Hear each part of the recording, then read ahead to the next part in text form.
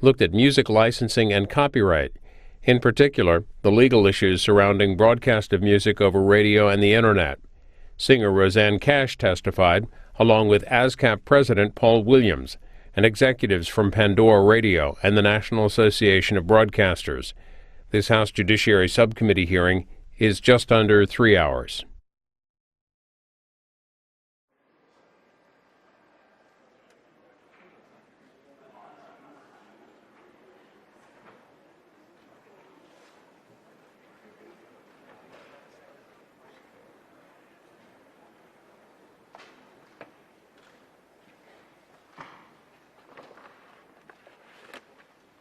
Ladies and gentlemen, the Subcommittee on Courts, Intellectual Property and the Internet will come to order without objection. The Chair is authorized to declare recesses of the Subcommittee at any time. We welcome all our witnesses today. Let me get my chair adjusted here. Give me a push here, John. That's good, thank you.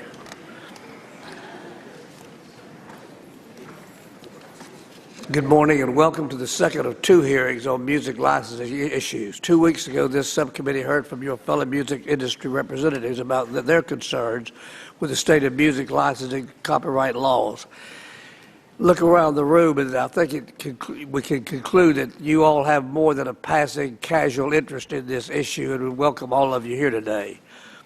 At the earlier meeting, I mentioned my fondness for old-time bluegrass and country.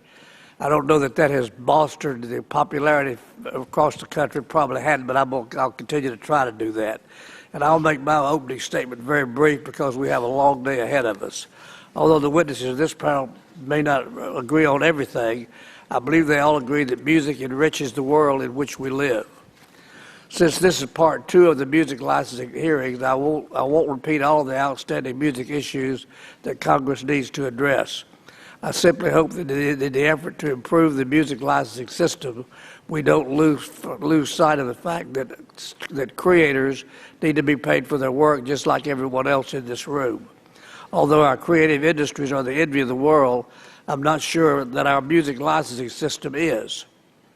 It may well be time for a change, and that will be exposed perhaps today as we go through this maybe arduous journey, but maybe pleasant, productive journey. I yield back the balance of my time and recognize the gentleman from New York, the distinguished Mr. Nadler, for his opening statement. Thank you, Mr. Chairman, and thank you for holding this second hearing on music licensing under Title 17. At the first hearing 2 weeks ago, we heard from a diverse panel of witnesses representing performers, songwriters, publishers, television licensees, and digital music delivery services. Although there are varying points of view about the specific problems most in need of a legislative solution, there was widespread agreement that the system is in need of comprehensive reform. As I stated at the first hearing, the current music licensing system is rife with inconsistent rules and inequities that make no rational sense. If we started from scratch, nobody would write the law the way it stands today. Terrestrial, satellite, and Internet radio compete against each other under different rules for compensating songwriters, performers, and other rights holders, assuming those artists are even paid at all for their works. Several of the service providers who play an important role in the music ecosystem are with us today. Local broadcasters provide critical programming, including news, weather, and emergency alerts, and often form strong public service partnerships with the communities they serve. We also have representatives of digital radio, such as SiriusXM and Pandora, who are making music available to consumers in new and innovative ways. Although we may have differing views about the best way to approach these issues, I look forward to a productive discussion about how to come together to improve the music licensing system. As I noted at the first hearing, our current scheme is so haphazard because in large part pieces were developed at different times and often in response to different innovations in the music and technology industries. Rather than continuing to adjust the system in a piecemeal fashion, I believe we must take a comprehensive approach. I am not alone in my belief that a comprehensive approach is needed. At this year's Grammys on the Hill event, Recording Academy President and CEO Neil Portnow called for the industry to coalesce behind a single bill. His call for unity was later echoed by House Majority Leader Kevin McCarthy and Democratic Leader Nancy Pelosi, who agreed that the time has come for Congress to address these issues in one package. That is why I pledged at our first hearing on music licensing to develop a comprehensive omnibus bill, which some people have dubbed the Music Bus, to update music copyright law. Congress should get out of the business of dictating winners and losers and once and for all create a level playing field. The law should be platform neutral, and all music creators should receive fair market-based compensation for their work. There's a growing consensus that the system is in need of reform. In addition to this committee's ongoing copyright review, the Copyright Office is conducting a music licensing study. Just this week, it concluded a series of roundtables held around the country in Nashville, Los Angeles, and New York. The Commerce Department issued a green paper on updating copyright, including music licensing, for the digital age. And the Department of Justice is conducting a much-needed review of the consent decrees that govern ASCAP and BMI, two of the performance rights organizations responsible for collecting and distributing royalties. I hope the DOJ review will be completed quickly, as time is of the essence for all the parties involved. Today's hearing is another important step in this larger effort to review and update the music licensing system. I am interested in hearing from today's witnesses about the specific issues they believe should be addressed and about how we can best enact meaningful, comprehensive reform. I have no doubt that today's discussion will be just as informative and useful as the discussion at our first hearing. I thank you. I yield back the balance of my time. I thank the gentleman. Is Chairman here? The Chair recognizes the distinguished gentleman from Virginia, the Chairman of the House Judiciary Committee, Mr. Goodlatte. Thank you, Mr. Chairman. Thank you for holding this hearing, and thank you for your diligence in the number of hearings and the impressive array of hearings that we have held on copyright issues. And I can see we have another full house. So good morning to you all, and welcome to the subcommittee's second music licensing hearing. I see the size of the witness panel has grown with interest in this issue. 2 weeks ago, a number of problems in the music licensing system that currently exists were highlighted. In reviewing the written testimony submitted in advance of this hearing, there does seem to be agreement that a more robust copyright ownership database is needed. There also seems to be an interest by many in simplifying the diverse licensing and rate-making systems. However, disagreement remains on whether all those who use music should pay for it and what specific rate standards should be used, among other issues. As I mentioned 2 weeks ago, as we consider challenges and potential solutions to the copyright laws relating to music, we should keep in mind ideas that incorporate more free market principles.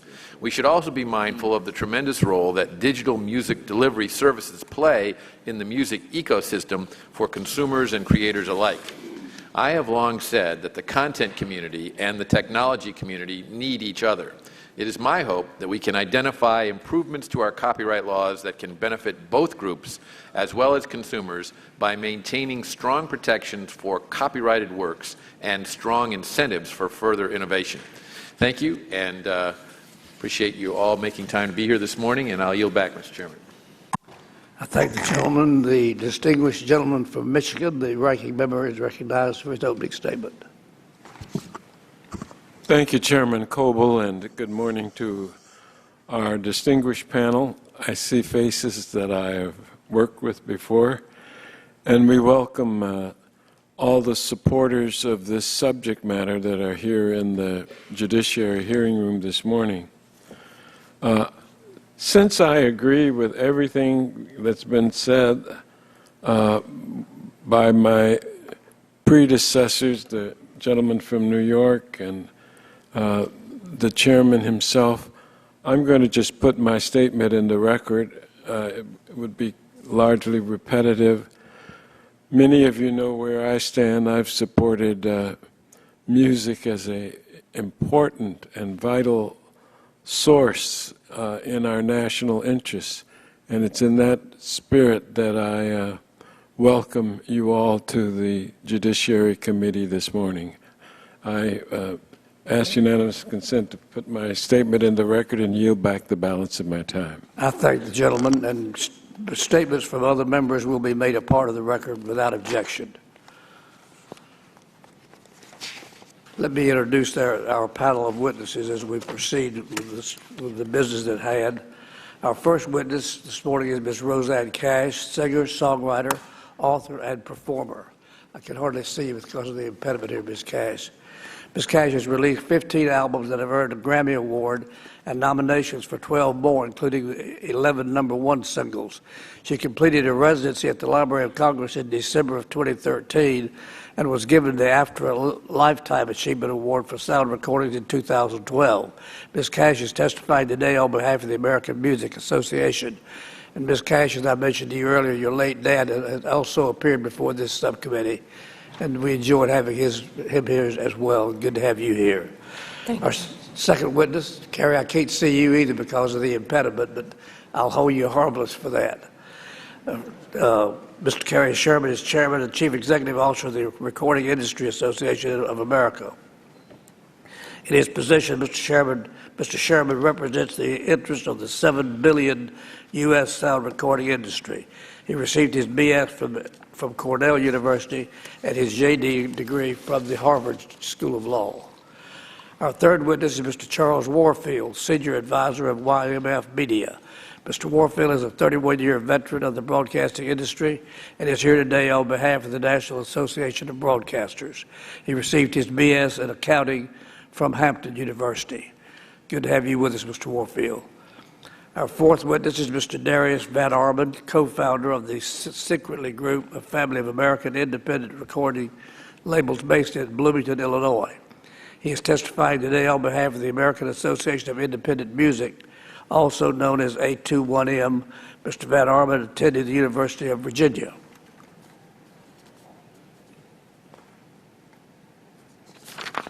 Our fifth witness is Mr. Ed Christian, Chairman of the Radio Music License Committee, also known as RMLC.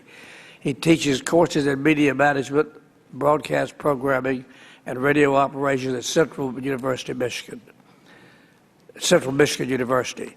He received his BA in Mass Communications from Wayne State University and his MA in Management from Central Michigan University. Our sixth witness is Mr. Paul Williams, President and Chairman of the Board of the American Society of Composers, Authors, and Publishers.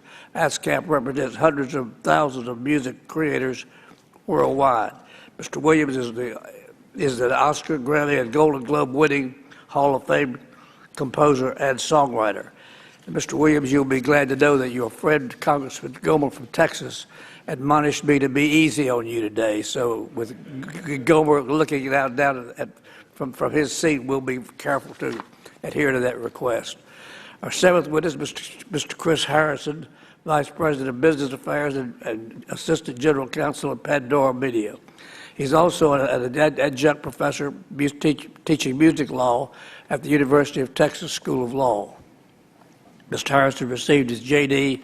from the University of North Carolina, I'm pleased to say, and his Ph.D. in political science also from the University of North Carolina at Chapel Hill. Mr. Harrison, good to have a fellow Tar Heel in the room today. Our eighth witness is Mr. Michael Hoopie, President and Chief Executive Officer of Sound Exchange. In his position, he is responsible for establishing the long-term strategic plan and vision for the organization. He received his B.A. from the University of Virginia and his J.D. from the Harvard School of Law. Our ninth and final witness is Mr. David Frere, Chief Financial Officer at Sirius XM. In his position, Mr. Frere is responsible for overseeing finance, IT, and satellite development operations. He received his MBA from the University of Michigan at Ann Arbor. Gentlemen, before we begin hearing from the witnesses, I would like for each of you to stand, if you will, and I'll swear you in. Do you hereby testify that the testimony you say will be the truth and nothing but the truth, so help you God? Let the record show that all responded in the affirmative. We will start with Ms. Cash. Folks, I'll remind you, if you can, try to comply with the 5-minute rule. When the timing light on your table goes from green to amber, that's your warning that you have a minute to go to reach the 5-minute pinnacle. You will not be severely punished if you don't comply with that, but if you can stay with that, and we try to comply with the 5-minute rule as well. The good news is I don't think there's going to be a vote until afternoon, so that we won't be interrupted by floor votes. Ms. Cash, you're recognized for 5 minutes. Thank you. Chairman Goodlatte, Chairman Coble, Ranking Members Conyers and Nadler, members of the subcommittee, thank you for the opportunity to testify on behalf of the Americana Music Association. I want to address a few obstacles to making a living as a songwriter and recording artist today. Everything I say is guided by one principle: all creative people are entitled to fair market compensation when their work is used by others, regardless of the platform. I have been both a professional musician and songwriter for 35 years. I grew up in the music industry, in the age of major record labels and brick-and-mortar record stores. I've been signed to major labels since 1978 and am currently on the esteemed Blue Note label. The climate among musicians at the moment is dispirited. We feel marginalized and devalued, although our passion for our work remains unchanged. Every artist I know says regarding their work that they have no choice. We don't create out of whimsy, narcissism, or lack of ambition for more financially dependable professions. We are fueled by an artistic sensibility that can be ruthless in its demand for discipline, and in some ways, we are in a service industry. We are here to help people feel, to inspire, to reveal the secrets of the heart, to entertain, and provide sustenance for the soul. Creating music is a collaborative effort. In the creation of recorded music, co-writers, producers, fellow musicians, recording engineers, background singers, and various support people come together with the single purpose to create one work. I am a fan of new technology, and I'm excited about the potential I see in the new ways of distributing music that are being offered to music lovers. My enthusiasm is tempered, however, by the realization that these new services are all cast against the backdrop of crushing digital piracy and licensed under outdated and Byzantine laws, which stand in the way of creators being paid fairly for their work.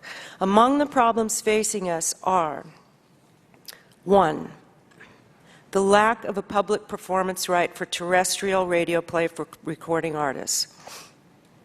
The United States is one of a few countries, including China, North Korea, and Iran, that lack a radio performance right for artists. The failure to recognize this right means that performers cannot collect royalties for their work, even when it is broadcast in countries where the right exists, because the treaties the U.S.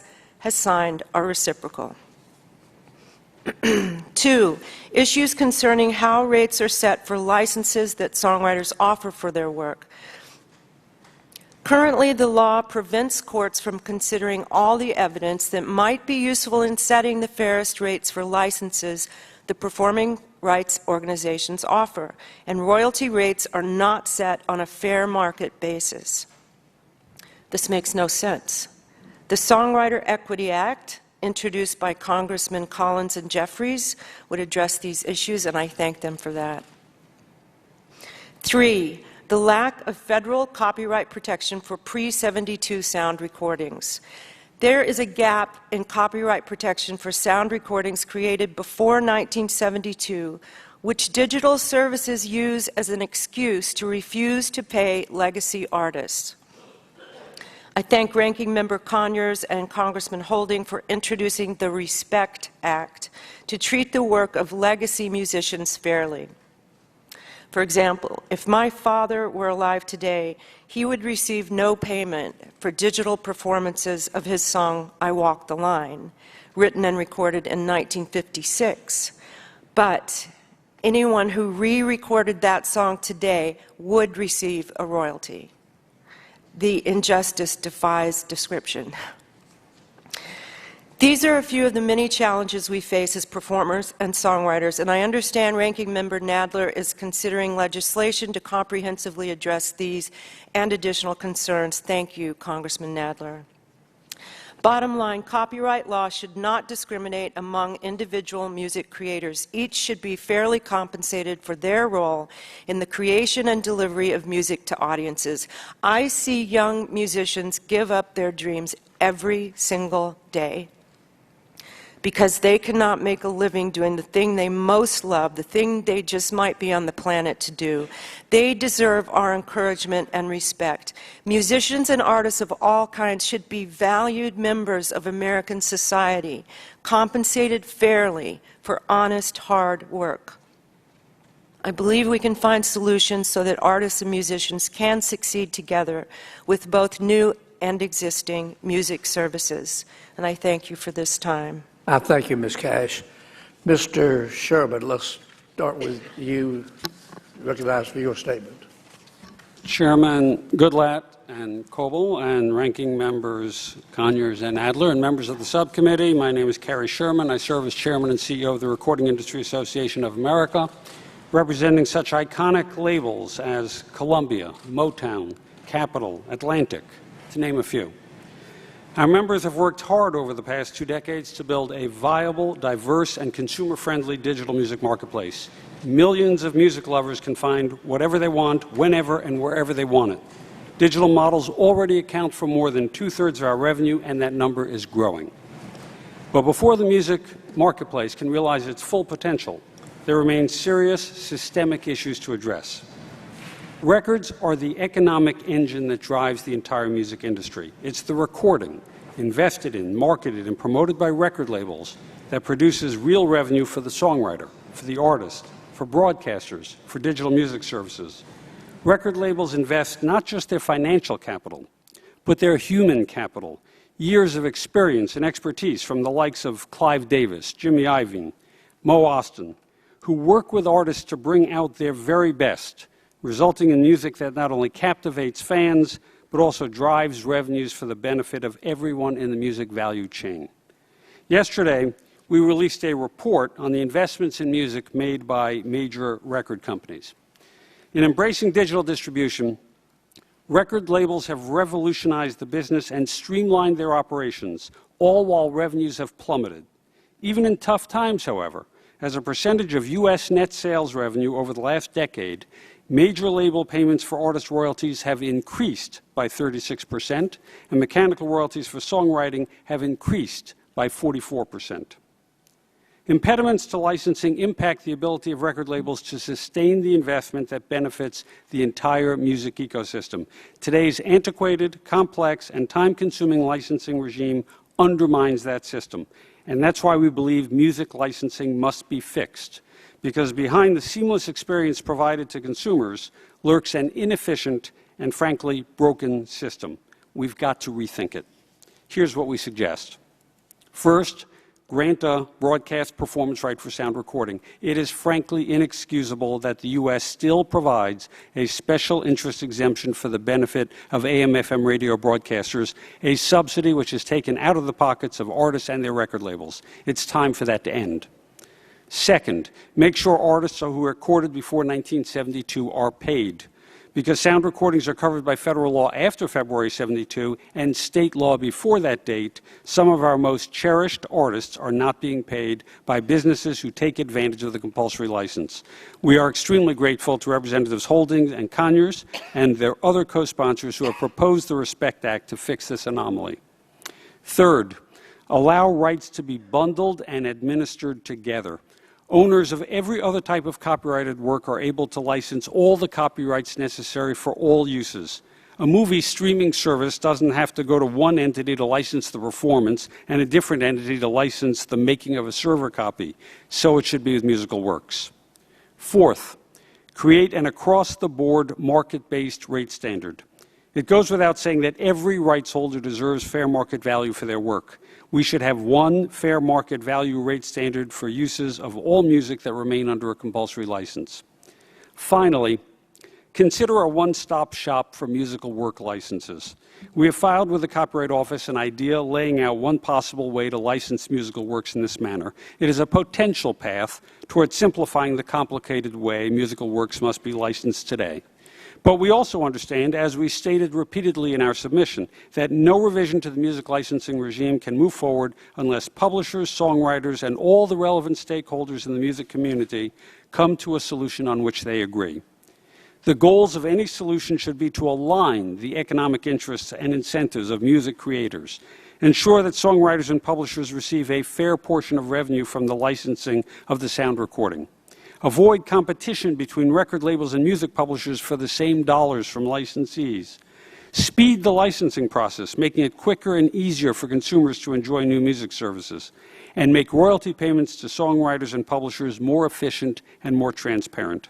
We welcome the opportunity to engage with our music industry partners on our idea, as well as on any other ideas they may have to improve the status quo. The music business has reinvented itself, but our work is not done. We hope by working together with our music industry colleagues that we can find the consensus necessary to simplify music licensing and ensure that all creators are paid fairly. Thank you. Thank you, Mr. Chairman. Mr. Warfield. Thank you. Good morning, Chairman Coble. Thank you. Mr. Warfield, pull your mic closer to you, if you will. Good morning, Chairman Coble, Ranking Member Nadler, and members of the subcommittee. My name is Charles Warfield, and I am the Joint Board Chair of the National Association of Broadcasters. Over my 37-year career in and around broadcasting, I served as president of one of the country's first wholly minority-owned radio station groups. I ran the day-to-day operation of some of America's top radio stations, and I even worked as an executive at a record label. Over that time, I learned that broadcasters serve our listeners in many beneficial and significant ways. Radio broadcasters inform, educate, and alert listeners to important events, topics, and emergencies. We introduce them to new and old music. We entertain them with sports, talk, and interviews. We are local, involved in our communities, and serve the public interest. For those reasons, I am proud to testify today on behalf of the thousands of free, local, over-the-air radio stations across the United States. The Supreme Court has repeatedly held that the core objective of copyright law is a public good, not the creator's interests, not the user's interests, but the interests of the public at large. Unfortunately, in testimony before this committee, some are arguing for fixes to copyright law that serve a very different goal, ensuring that their individual constituencies receive greater compensation at the expense of both music licensees and listeners. Nowhere in their arguments do they emphasize the need for balance, the interests of consumers, or enhancements to competition, any one of which would promote the public good. In contrast, stepping back from any one piecemeal legislative proposal before this subcommittee, it is clear that taken as a whole, the time-tested laws that govern the relationship between the music and broadcast industries promote the public good in three important ways. First, the existing law has enabled a locally focused radio industry that is completely free to listeners. Anyone with an AM/FM antenna can access our programming completely free of charge, especially in times of emergency when other forms of communication fail. Radio is unique among entertainment mediums in that there is no subscription, no broadcast package, or expensive wireless data connection needed for access. Second, the resulting popularity of radio has significantly contributed to a U.S. recording industry that is the envy of the world, both in terms of size and scope. While U.S. copyright law may contain some critical differences from its international counterparts, those differences have fostered the largest recording industry in the world, one that dwarfs that of the UK, Germany, France, and Italy combined. Our unique system of free airplay for free promotion has served both the broadcasting and recording industries well for decades to the benefit of listeners. The fact is, in all 37 years of my career, I have never had a record executive come to my station and say, "Why are you playing all of my music?" I've never had a promotion department refuse to provide us with their newest record on the day it comes out.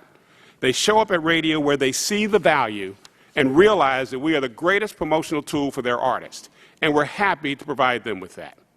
Third, and most importantly, the community-based nature of local broadcasting has driven our industry to extraordinary levels of public service. For example, in the wake of Hurricane Sandy, New York City's WQHT, Hot 97, put its music on hold and broadcast steadily throughout multiple power outages, providing a much-needed connection to life-saving news and information. Then in the days following, Hot 97 ran continuous informational announcements, providing critical information about disaster relief locations and assistance. Further, its Hip Hop Has Heart Foundation provided blankets, clothing, HD radios, and essentials to residents of the inflicted areas throughout the crisis. This is just one example of our industry's commitment to service, and it is the norm, not the exception. Each of you knows this as you see the value of local broadcasters back in your districts every day. But make no mistake, the unique community focus of broadcast radio is only enabled by the current legal framework. I would urge this committee to tread carefully and resist piecemeal changes to law that might disrupt this delicate balance that has enabled our industry to serve the public good for decades. Turning briefly to streaming, I agree with others on this panel that the current legal framework governing webcasting imposes obstacles on every corner of the music ecosystem that currently prevents our businesses from collectively serving the public good. Today, whether you are a large broadcaster or small broadcaster, the revenue that can be generated from streaming simply does not and cannot offset the costs. So many of our members simply do not do it. I urge this subcommittee to focus its music licensing review on changes to law that will promote a sustainable webcasting industry to the benefit of artists, songwriters, and consumers. In conclusion, NAB stands ready to work with you to ensure a vibrant and competitive broadcast industry, now and in the future, that serves the public good. I am pleased to answer any questions and welcome your invitation from me this morning. Thank you. Thank you, Mr. Warfield. Mr. Van Arman. Chairman Coble and Ranking Member Nadler and members of the subcommittee, thank you for inviting me to testify today on behalf of the small and medium-sized businesses that make up the American Association of Independent Music, A2IM. I am Darius Van Arman, and I am an entrepreneur. I am the co-founder and co-owner of Secretly Group, a group of independent labels headquartered in the Midwest of the United States. We currently employ 70 U.S. employees. We have multiple gold albums and singles, and one of our recording artists, Bon Iver, from the state of Wisconsin, has won multiple Grammys. I'm also on the board of A2IM, a not-for-profit trade organization representing over 330 independent record labels, all of all shapes and sizes from all over the U.S., from Hawaii to Florida. Our sector now comprises 34.6% of the U.S. recorded music sales market. First and foremost, the American independent sector wants nothing more than a free market with a level playing field. However, there's one thing standing in our way: big companies using their power and resources to take what is not fairly due to them. Large technology companies use our music, but because of the safe harbors our current copyright law provides to them, artists, creators, and independent labels are not being fairly or adequately compensated. Broadcasters are not paying anything at all to broadcast our sound recordings on AM/FM radio. This is not only unfair to us on the creator's side, but it is also unfair to those digital services who do pay creators. And within our music industry, there is one imbalance that is the primary threat to musical creative enterprise: market concentration. Today, just 3 major labels groups exist, comprising about 65% of the U.S. recorded music sales market based upon copyright ownership, the largest 2 of which are subsidiaries of foreign corporations. Congress intended that copyright would stimulate new creative works for the public interest, for consumers. It did not intend for it to enable just a handful of private interests the ability to make huge profits unfairly on the backs of creators. While we like the idea of a comprehensive approach to music copyright legislation, this music bus must be driven by all members of the music creator community, not steered by just a few major private interests towards only their goals. So what do we need? We need stronger copyright protections. The shape of copyright law now is currently subsidizing large technology companies. We need a broadcast performance right.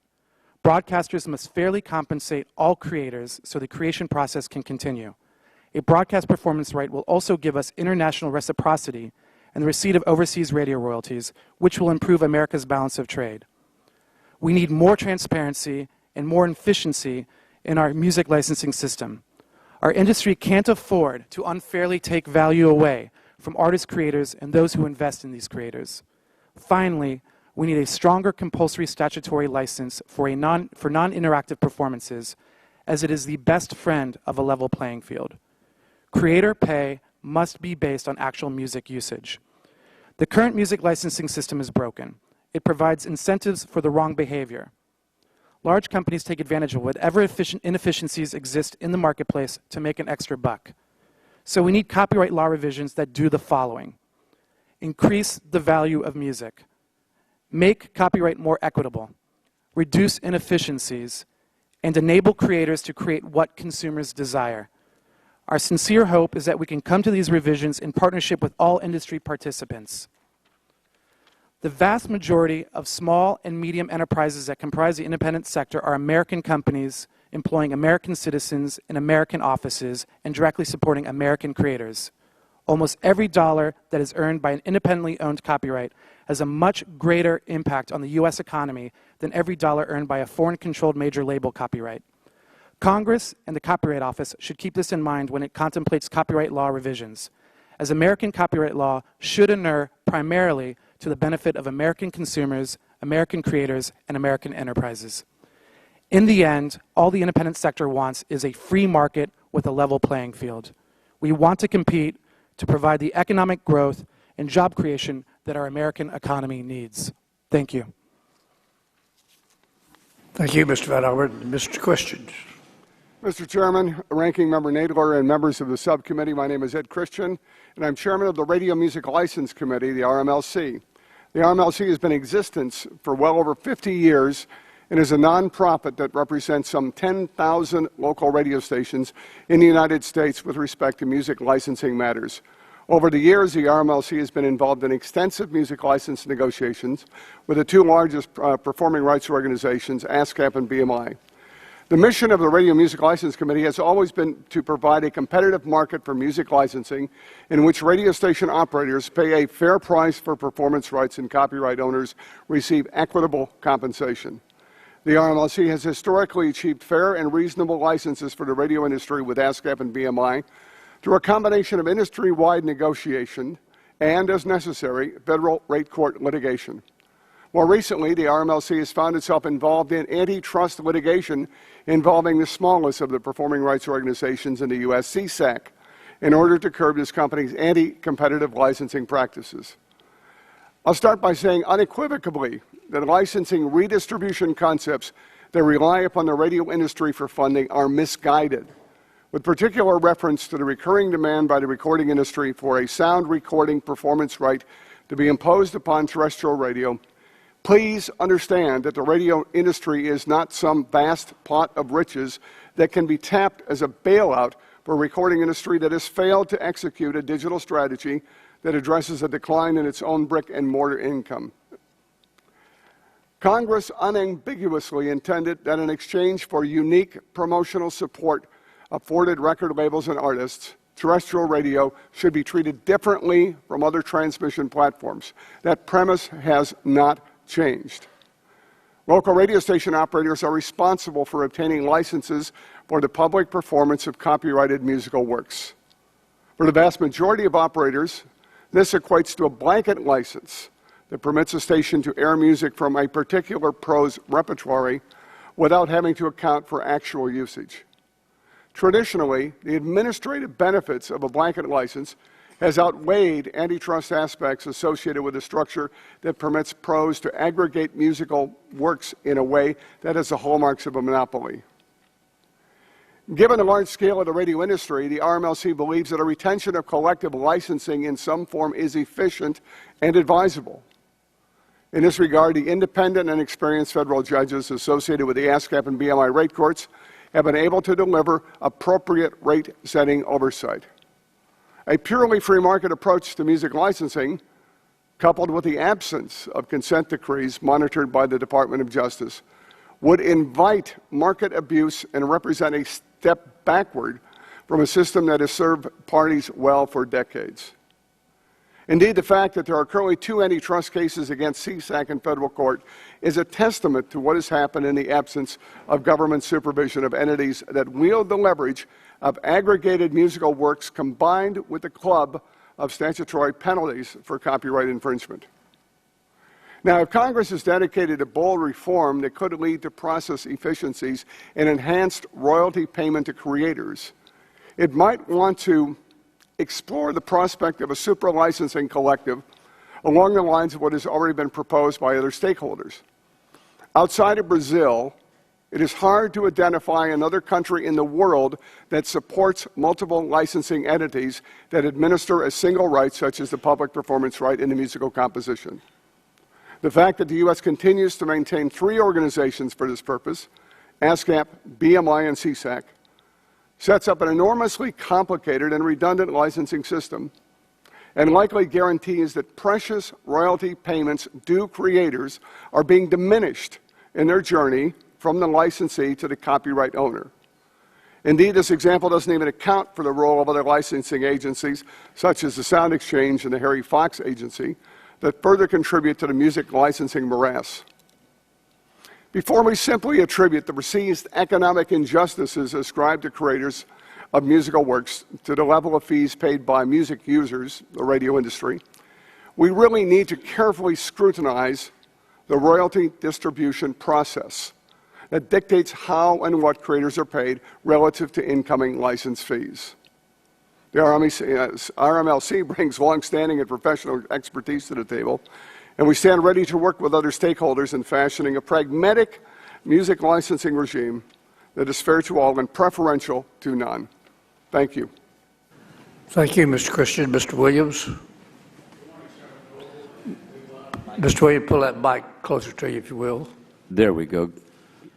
Good morning, Chairman Coble and Goodlatte, Ranking Member Nadler and Conyers, and members of the subcommittee and visiting members of the larger organization. My name is Paul Williams, and I am a songwriter. I'm an American songwriter. I also have the great pleasure and honor of being president and chairman of the board of the American Society of Composers, Authors, and Publishers. We are ASCAP.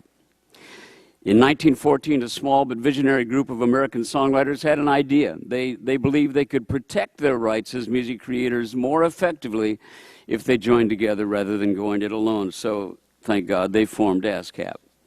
Today, more than 500,000 songwriters, composers, and music publishers trust and depend on ASCAP to negotiate licenses, monitor public performances, and distribute royalties, all on a not-for-profit basis. I'll repeat that, on a not-for-profit basis. I'm honored to appear before you today to speak on their behalf. We're here today because technology is changing in the world in wonderful ways. We're moving into a world where people no longer own the music they love, they stream it whenever and wherever they want. At the same time, the federal regulations that govern how music is licensed and thus how songwriters like myself are compensated for our work do not reflect the way people listen to music today. In fact, they're stuck in the distant past, and it's threatening the very future of American music. ASCAP is governed by a consent decree created in 1941 and last updated in 2001. That's, incidentally, before the iPod ever hit a store. We all know the music marketplace has changed dramatically since then, and sadly, new music services are finding ways to take advantage of this outdated regulatory system. Consider the fact that it takes 1 million streams on Pandora for a songwriter to earn $90. For some perspective, one of the most popular songs in 2011 was Lady Antebellum's wonderful hit, Need You Now. For 72 million streams on Pandora, the 4 songwriters earned less than $1,500 apiece. Meanwhile, record labels and artists often earn 12 to 14 times more than songwriters for the exact same stream. Such an imbalance would not happen in a free market where real competition exists and songwriters have more of a say over how our music is licensed, But under the current consent decree, songwriter compensation reflects the true value of our work less and less, even as our music is performed more and more. There is now a very real risk that major publishers will withdraw from ASCAP and BMI entirely. As a result of that, voluntary collective licensing could soon collapse. It would make the system more complex, more inefficient, and more expensive for everyone, including music fans, the people that love our music, unless we do something to fix it. Now, I sit here surrounded by representatives of multi-billion-dollar corporations that profit from our songs, and I find it beyond perplexing that American songwriters like Roseanne and myself are the ones subject to the heaviest government regulation.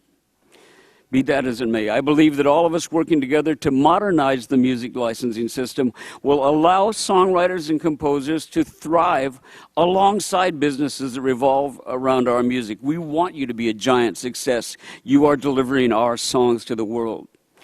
To that end, we are proposing several updates to our consent decree with the Department of Justice.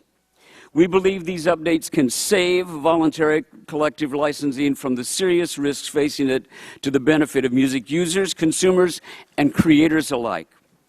First, we need a faster, less expensive process for settling rate disputes with businesses that use music, one that considers independent agreements reached in the free market as benchmarks. Second, songwriters need flexibility to manage our own rights. We should be allowed to grant ASCAP the right to license our music for some uses while maintaining the right to license other uses directly ourselves. It's our music. Doing so would foster greater competition in the marketplace. Finally, we can streamline the licensing process for thousands of music creators and users by giving ASCAP the ability to license all of the composition rights a business needs to operate their music in one transaction. Passage of the Songwriters Equity Act, introduced by Representatives Collins and Jeffries, for which we are most grateful, is another crucial piece of this puzzle. It is a simple and reasonable fix which will enable a court to consider sound recording royalty rates as evidence when establishing songwriter royalty rates. Working together to make these changes, I'm confident we can preserve the immense benefits of voluntary collective licensing. This will benefit businesses that license music and listeners who enjoy it, while ensuring that songwriters, composers, and music publishers are compensated for the true value, of our music, the true value our music brings to the marketplace. Thank you for the opportunity to share this with you today. Thank you so much. Thank you, Mr. Williams. Mr. Harrison. Thank you, Mr. Chairman, Ranking Member Nadler, Chairman Goodlatte, Ranking Member Conyers, and other members of the committee. Pandora appreciates this opportunity to testify at this important hearing. Without question, Pandora is delivering tremendous value to listeners, artists, songwriters, and the music industry. 77 million listeners tuned into Pandora last month and listened for an average of 22 hours. Every month, Pandora performs more than 1.5 million songs by more than 100,000 recording artists, 80% of whom were not played on terrestrial radio. Pandora contributes hundreds of millions of dollars to a new royalty stream for artists that did not exist 20 years ago. Just 9 years after launching, Pandora will celebrate a major milestone later this summer: $1 billion in total royalties paid. As this committee considers opportunities to improve music licensing, Pandora hopes the committee will appreciate the essential aspects of our current system of statutory blanket licenses, including the consent decrees, which encourage innovation through simplified licensing procedures, protect music users from the anti-competitive behavior of big copyright owners, and assure that artists receive their fair share of the hundreds of millions of dollars in royalties that services like Pandora pay each year. In today's highly concentrated music industry, with fragmented and opaque copyright ownership, statutory blanket licensing is the most efficient means for digital music services to license the millions of copyrights owned by tens of thousands of copyright owners and are necessary to offer a compelling service to consumers. As the Future of Music Coalition recently stated, quote, "The incredible growth of internet radio would have been inconceivable had fledgling webcasters been compelled to negotiate with all the music publishers individually. Without an easier way to obtain permission to play songs, internet radio might never have happened," close quote. That being said, Pandora's recent experience reflects the very real and continued anti-competitive behavior of major music publishers and the performing rights societies, reflecting a continued need for government protection. As concluded by the federal judge who oversaw Pandora's rate proceeding with ASCAP, quote, "The evidence at trial revealed troubling coordination between Sony, Universal Music Publishing, and ASCAP, which implicates a core antitrust concern underlying the ASCAP consent decree," close quote. Statutory blanket licenses provide important transparency into how royalty payments are calculated and enable direct payment to recording artists and songwriters. Without them, the royalty payment process would be controlled by record labels or music publishers, where unrecouped advances are deducted and a smaller percentage of the royalty, if any, is passed through to the artist. While Pandora believes that statutory blanket licensing should remain a central feature of copyright law, Congress can improve the efficiency of determining the reasonable fees for such licenses. For example, several respondents to the Copyright Office's recent notice of inquiry noted the expense and burden of the current Copyright Royalty Board rate-setting process, highlighting, number one, the need for the application of the Federal Rules of Civil Procedure and Evidence, two, the establishment of a unitary proceeding with ample time for discovery and presentation of evidence, and three, the application of the so-called 801B standard. We would also recommend, in order to foster greater transparency, the creation of a single database of record hosted by the Copyright Office and housing all relevant copyright ownership information. Participation need not be mandatory, but Congress could incent robust participation. For example, Justice Chapter 4 of the Copyright Act prevents a copyright owner from seeking statutory damages unless the work at issue is registered. Congress could include a requirement that entitlement to statutory damages would be contingent on registering and keeping accurate ownership information in this database. This would help prevent copyright owners from holding services such as Pandora hostage during negotiations, something we experienced directly in 2013 when a handful of major publishers threatened our business with massive copyright infringement penalties while refusing to disclose their repertory. In addition to enabling services to quickly ascertain who owns which rights to a work, a single database of record would also enable services to identify the owners of the songs it performs, which would encourage real competition among copyright owners for distribution across all platforms. It is important to note that while transparency would help mitigate anti-competitive behavior, it would not alleviate such abusive practices entirely. That's why the protection of statutory blanket licensing and consent decrees must be preserved.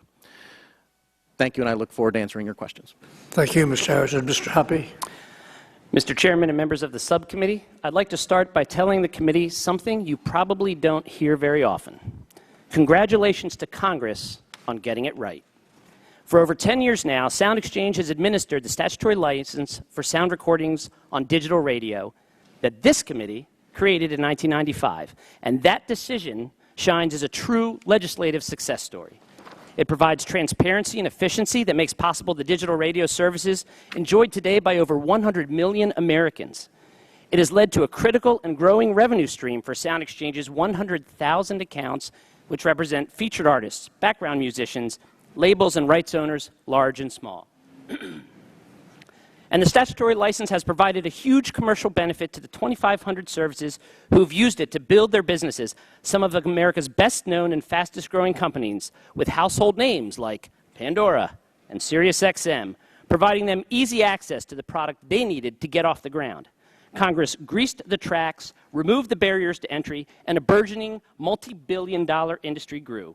And while you've heard many parties discuss problems elsewhere in the industry, Mr. Chairman, everyone connected with the Sound Exchange world, which includes the entire recorded music side of the business, artists, labels, unions, even the digital services themselves, everyone uniformly supports the fundamentals of this system. But as we move forward, there is one core principle that should guide everything we discuss, and that is this: all creators should receive fair pay on all platforms whenever their music is used, period. Everyone who has a hand in the creation of music deserves fair market value for their work, and I mean everyone, Mr. Chairman: songwriters, publishers, studio producers and engineers, the artists who give compositions life, and record companies who help artists fulfill their creative vision. Fair pay would ensure justice for creators, whose contributions form the soul of these services. Fair pay would level the playing field for radio services. And fair pay would ensure a healthy, vibrant ecosystem for listeners and fans. With that guiding principle, I'd like to propose a few modifications to make this good system work even better. First, Congress must address the current royalty crisis facing legacy artists with recordings made before 1972. The refusal of some radio services to pay royalties for this era of music makes no sense as a matter of policy and is surely not what this committee intended when it created the digital radio license. It is just wrong to pay nothing to artists who created the most iconic era of music in American history. And on behalf of Sound Exchange and all of the artists we represent, I extend our thanks to Congressman Holding and Ranking Member Conyers and all of the members on this committee who've joined them in supporting the RESPECT Act. I urge the committee to act now on this critical piece. Pre-1972 artists simply cannot afford to wait. Second, Congress must ensure that all radio platforms pay all creators. This means eliminating the ancient and unfair loophole that allows the $17 billion AM/FM radio industry to pay nothing for the source of its lifeblood.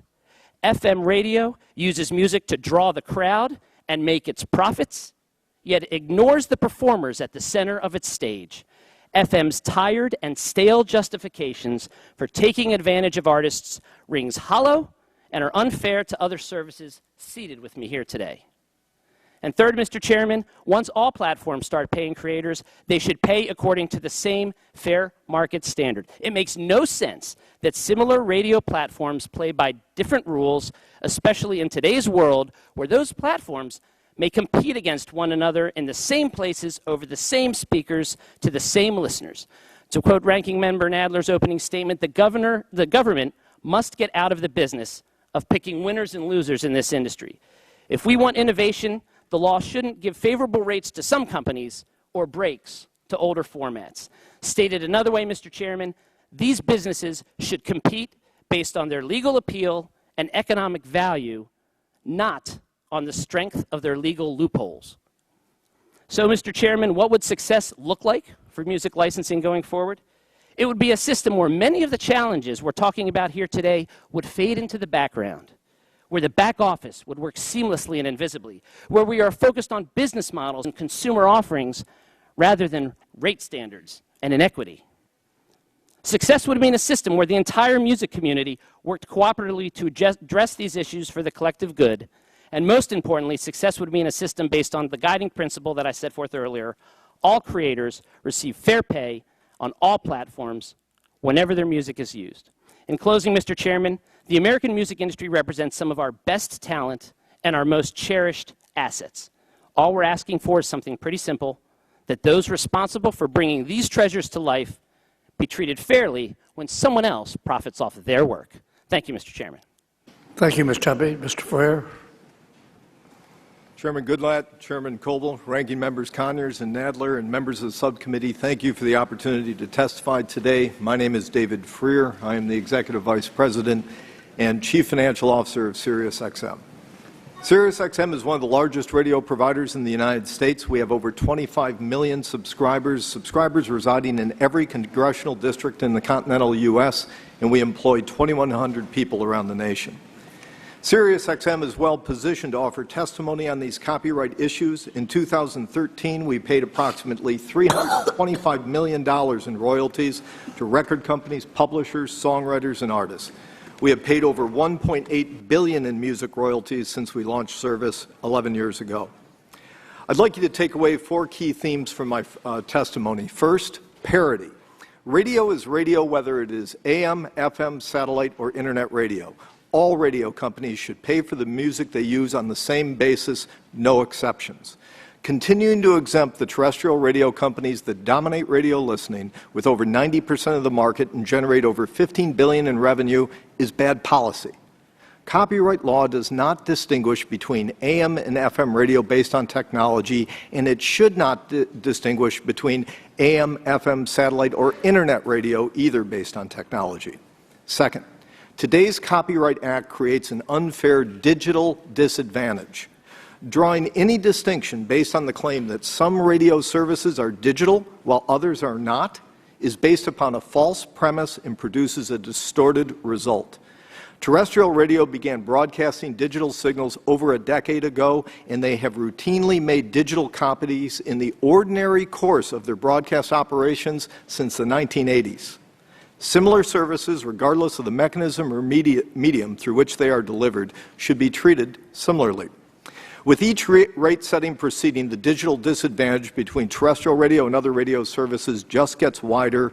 The two pending bills, the Songwriter Equity Act and the RESPECT Act, will only further widen this digital disadvantage. Third, protection from market power. The music business has never been more concentrated than it is today. Three companies control nearly 90% of the market for distribution of music. The same three companies control nearly 70% of the music publishing market. Two PROs control over 90% of musical performance rights, and one collective controls the sound recording performance rights.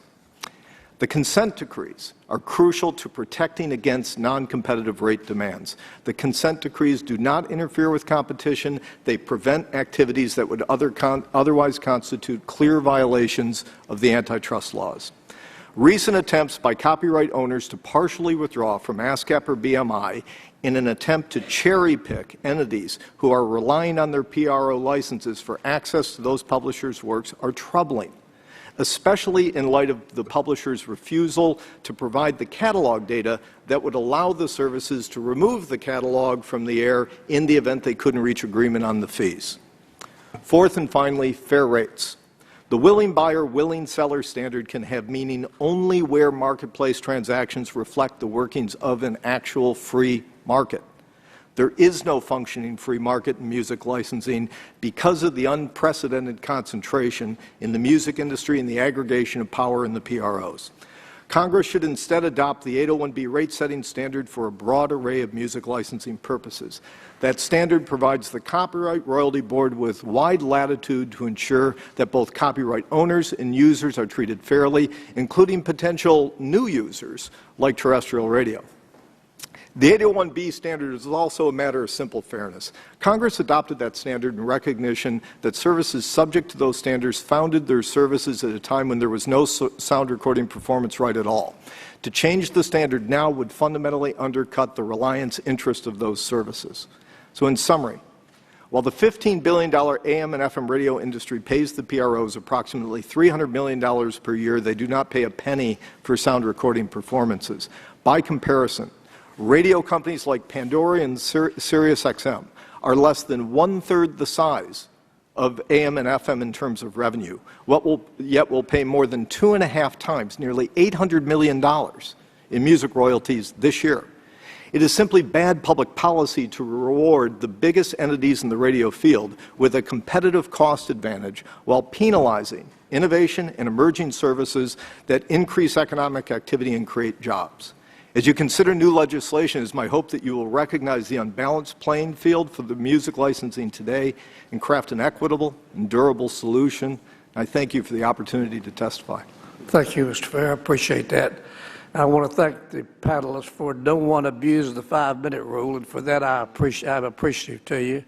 We try to comply with the 5-minute rule too, so if you all could keep your responses as tersely as possible, we would be appreciative to you.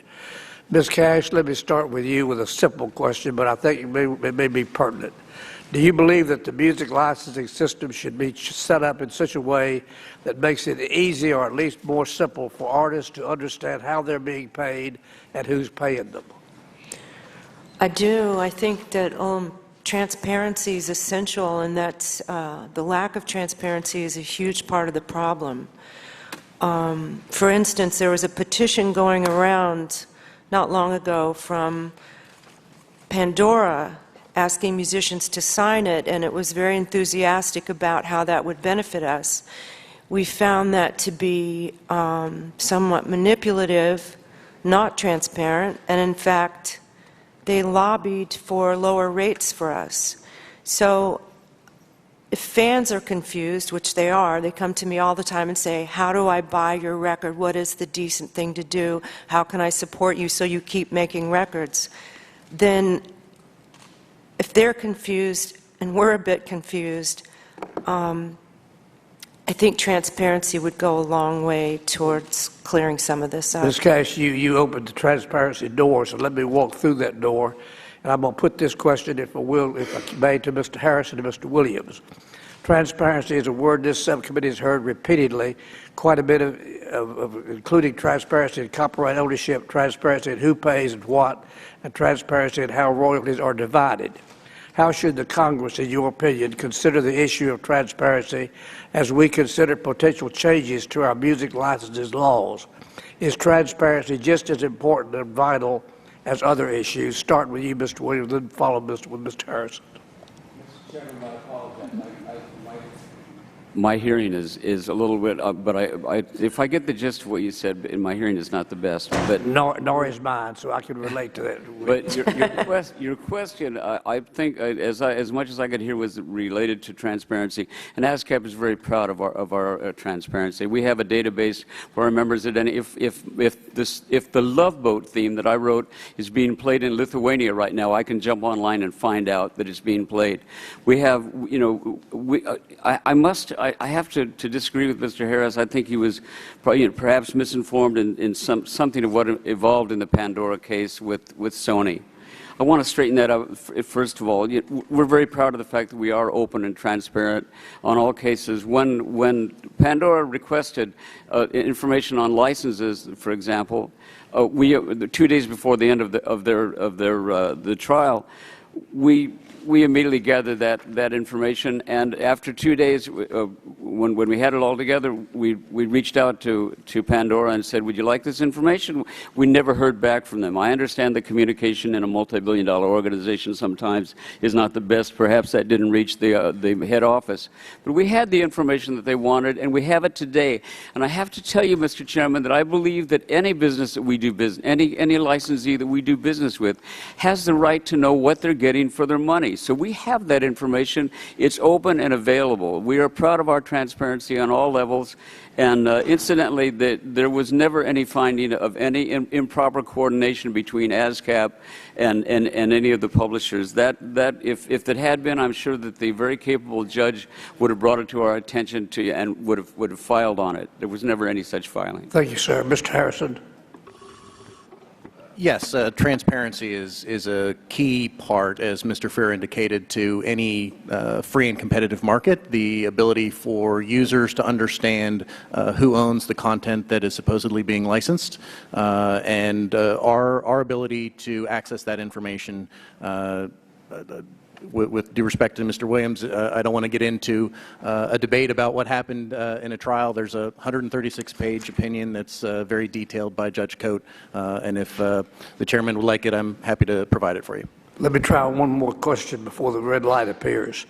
Mr. Sherman, with the world going digital and the need to update our laws for the digital age, is the time to finally resolve music licenses issues once and for all before us? Definitely. The opportunity has never been greater. It's when the system is in crisis that there's an actual opportunity to bring people together to actually try and make a difference. That time seems to be now. Anybody else want to add very briefly to that? I'll open the door if you want to, because my red light is about to illuminate. I recognize the distinguished gentleman from New York, Mr. Nadler. Thank you very much. Let me just say first, before I begin some questions, that we've heard a lot of testimony today. We heard testimony about the advantage of the, what do you call it, the free airplay for free promotion system has served the industry, has served everybody well, and it's a good thing. Let me say I find that argument incredible. In a capitalist system, it may be somebody's judgment that not paying people for their performances because they get compensated through promotion, et cetera, that may be a judgment. It may be correct. It may be equitable. But it should be the decision of the person whose services is being broadcast.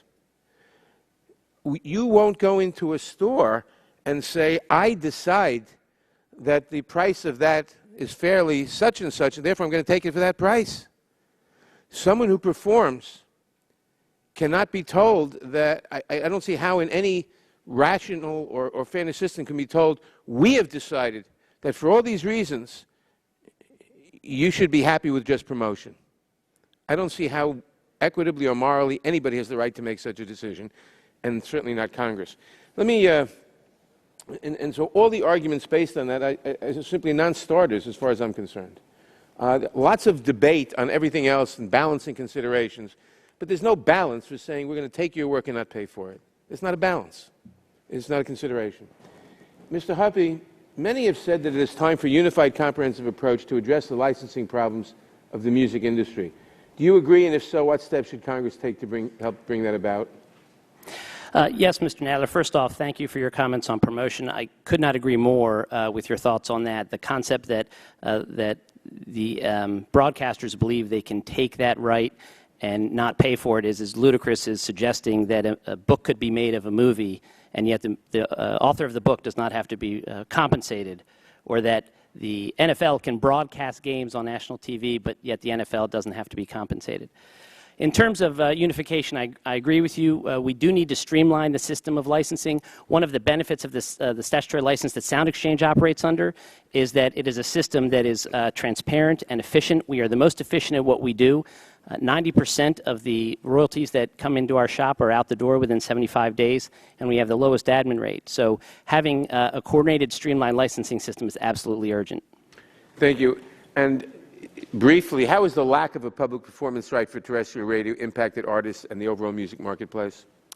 Artists are losing the tune hundreds of millions of dollars over the course of the past several years, not only in the United States, where radio makes $17 billion but compensates artists zero, but they also lose royalties overseas where there's a lack of reciprocity. Lack of reciprocity. And if they got that money, what impact would that have in the broadcast industry? The overseas money or the here? If they, it depends on what the rate is, Mr. Nadler, but if they got that money, it would go a long way towards compensating the artists who deserve to be paid for the central feature they play in these services. Thank you. Ms. Cash, would you comment on that question? I agree. The idea that I'm patted on the head and said, well, it's promotional, it's good for you, is I would rather have control of my copyrights. And rather be paid for that. I'm a songwriter as well, so I live in both worlds, but the fact that they can use my songs on the radio, my sound recordings, to make billions of dollars for themselves and basically use my work to sell ads is not only ludicrous, it's insulting. Okay. An artist should have control of their copyrights. Thank you. Mr. Freer, you said that there is no reason that satellite radio and internet radio should pay sound recording performance royalties while terrestrial radio continues to enjoy an exemption from that obligation. Should I take it from that you would agree that everyone should get paid or that no one should get paid? I actually do feel everyone should get paid. Thank you. Let me ask, there are different rate-setting standards applicable to different uses of music. Some are established under the 801B standard, which many argue produce below-market rates, while other rates are set under the market-based willing buyer, willing seller approach. For example, satellite radio is subject to 801B, while webcasting rates are set according to the willing buyer, willing selling standards. How are these differing standards justified? I'm not sure who I should ask that of. They really shouldn't be justified. Everybody should be paying on the same rate standard regardless of the platform on which the music is appearing. It doesn't make sense to have different standards for different platforms. It's having Congress pick winners and losers, which is not what Congress ought to be doing. Would anyone on the panel disagree with that? If I may, the fact is there are so many different. It's Paul Williams down here. ASCAP licenses many different platforms for our music: radio, television, cable, satellite, and happily now Pandora. There are, we're one of the most efficient performing rights organizations in the world. We don't operate at the percentage that you do, sir, at Sound Exchange, because we have a much wider group of people that we're servicing with our music. The fact is that trying to operate under the consent decree as it exists right now is crippling to us. We operate at 12%, which would come down considerably if we could be relieved of some of the millions and millions and millions of dollars we spend in I'm sorry. What do you mean you operate at 12%? 12% of what? What do you think? Let me ask if Pandora will be kind and help me on this. Would you tell me? 12% is our operating. 88 cents of every dollar we collect goes to our writers. Wow, 12%. I'm a songwriter, so that 12% takes care of a large group of people trying to keep track of everything that is going on. We do it more efficiently than anybody probably in the world. We're one of the most efficient. This is rigorous honesty. Is a part of my recovery and a part of my oath today. But I'm proud of the way we operate. But when you look at a system where where the recording labels and the artists receive 12 to 14 times more for the exact same thing that we get, something is broken. You can do two things for us at Congress. First of all, you can support our efforts with the Department of Justice, and you can pass the Songwriters Equity Act, which will allow us to go into court and present both sides of both copyrights and the information around what they're both being paid. Be huge, what Congressman Collins and Jeffries have offered is not a comprehensive, it's not going to fix everything, but it's a beautiful inroad to putting some balance into the way we operate. We're so grateful for that, and I think that what we all want is to see, I want Pandora to not survive. I want Pandora to thrive. I made albums that even my family didn't buy. I love the idea that that he's going to go out there and make it available for anybody if they might want it. Thank you. My time has expired. I yield back. Thank you, Mr. Shabbat. Thank you, Mr. Chairman. I'd first like to ask unanimous consent to insert into the hearing record House Current Resolution 16, which is the Local Radio Freedom Act, which states in part that, quote, Congress should not impose any new performance fee, tax, royalty, or other charge relating to the public performance of sound recordings on a local radio station for broadcasting sound recordings over the air. Local radio stations provide promotion of the music they play at no cost to the listener. This concurrent resolution has 225 bipartisan co-sponsors, including myself, which is more than a majority in the House. And I think it's important to at least mention, I know we've had some kind of disparaging remarks about the recording industry from some of our panel members. I certainly understand that, but I thought that should be at least part of the record. I would also, just a couple of comments before I get to a question. Mr. Huppy, Without objection, those documents will be entered into the record. Thank you. Is it Huppy? Yeah, Huppy, yes, sir. Okay, I just wanted to thank you. I think we're at something like 7% approval now, and to say Congress actually did something right, we don't hear that much around here. So happy to oblige. Oh, thank you very much. And Mr. Williams, we've had an opportunity to meet a number of times over the years. You've been here, and you're a national treasure. Thank you for everything that you've done to make life better. You got some amazing songs. Thank you. Let's see. Thank you. Mr. Freer, being kind of an old codger, I enjoy some that we've, I guess Sirius was in our car when we got it. We kept the service and we enjoy it, especially when you're kind of traveling around the country. And I thank you, Congressman, and my daughters thank you as well. Thank you. Cousin Brucey in particular, and Herman's Peter Noon is sort of we can kind of relate to that. It's interesting. And now to I guess one question I always have, this is a very large panel. We usually have 4 or something like that. We've got 9, and a lot of interest are recognized. Is there any particular interest that probably should have been added or that we could have added that didn't, either got overlooked? Anybody have any comment on that on the panel? Is there anybody else that perhaps we could have thought of that didn't get in or was either overlooked or whatever? Yeah, Mr. I will say one thing, Mr. Congressman. We have obviously a large panel here, and we have great performing artist representatives, obviously with 2 artists to our right. One very important constituency of Sound Exchange are actually the 2 leading unions in our industry, AFM, the American Federation of Musicians, and also SAG-AFTRA. And the unions represent, in addition to featured artists, another important group of non-featured artists, background musicians, background vocalists, who also have a very important voice in this debate, I think. Okay, thank you. And during the copyright hearings that we've had, we've heard the term free market obviously used a lot from every different side of the debate. I'd kind of like to hear how recording artists view a free market system working. Do artists believe a free market model to be a better alternative than the licensing system that we have today? With so much consolidation in the industry, do you believe it's even possible for music to truly become a free market? Mr. Williams? It's exactly what we're seeking. We're seeking a free market because the free market will dictate, what something is worth. And the last thing, the last thing that we need is less control of our music. The one area where you could really get a sense of what the free market is in sync licenses. Everything else is basically controlled under our agreement with the consent decree with the Department of Justice. But if you look at sync licenses, which are straight ahead free market, it's about a 50-50 split.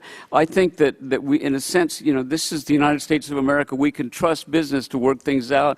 And incidentally, I want to thank Pandora right now. You're getting a classic example of the two of us working together when I can't hear what you're asking me, and he tells me, and I'm actually trusting that he's telling me the actual question. So it's, it's the fact is that the collectively working question is, together, what's the performance right? I'm kind of a little David and Goliath moment here, sitting between the giants of the industry. I left my sling at home. What I brought is the truth, and the truth is I represent 500,000 songwriters, composers, and publishers. And I mean, what an honor to share this time with Rosanna. What we do is reach into the center of our chest and, try to write something that will affect people's lives, that will comfort them in sad times. All I wanted was to write something that would make a young lady say yes when I asked her to marry her, and 3 times, thankfully, that happened. So.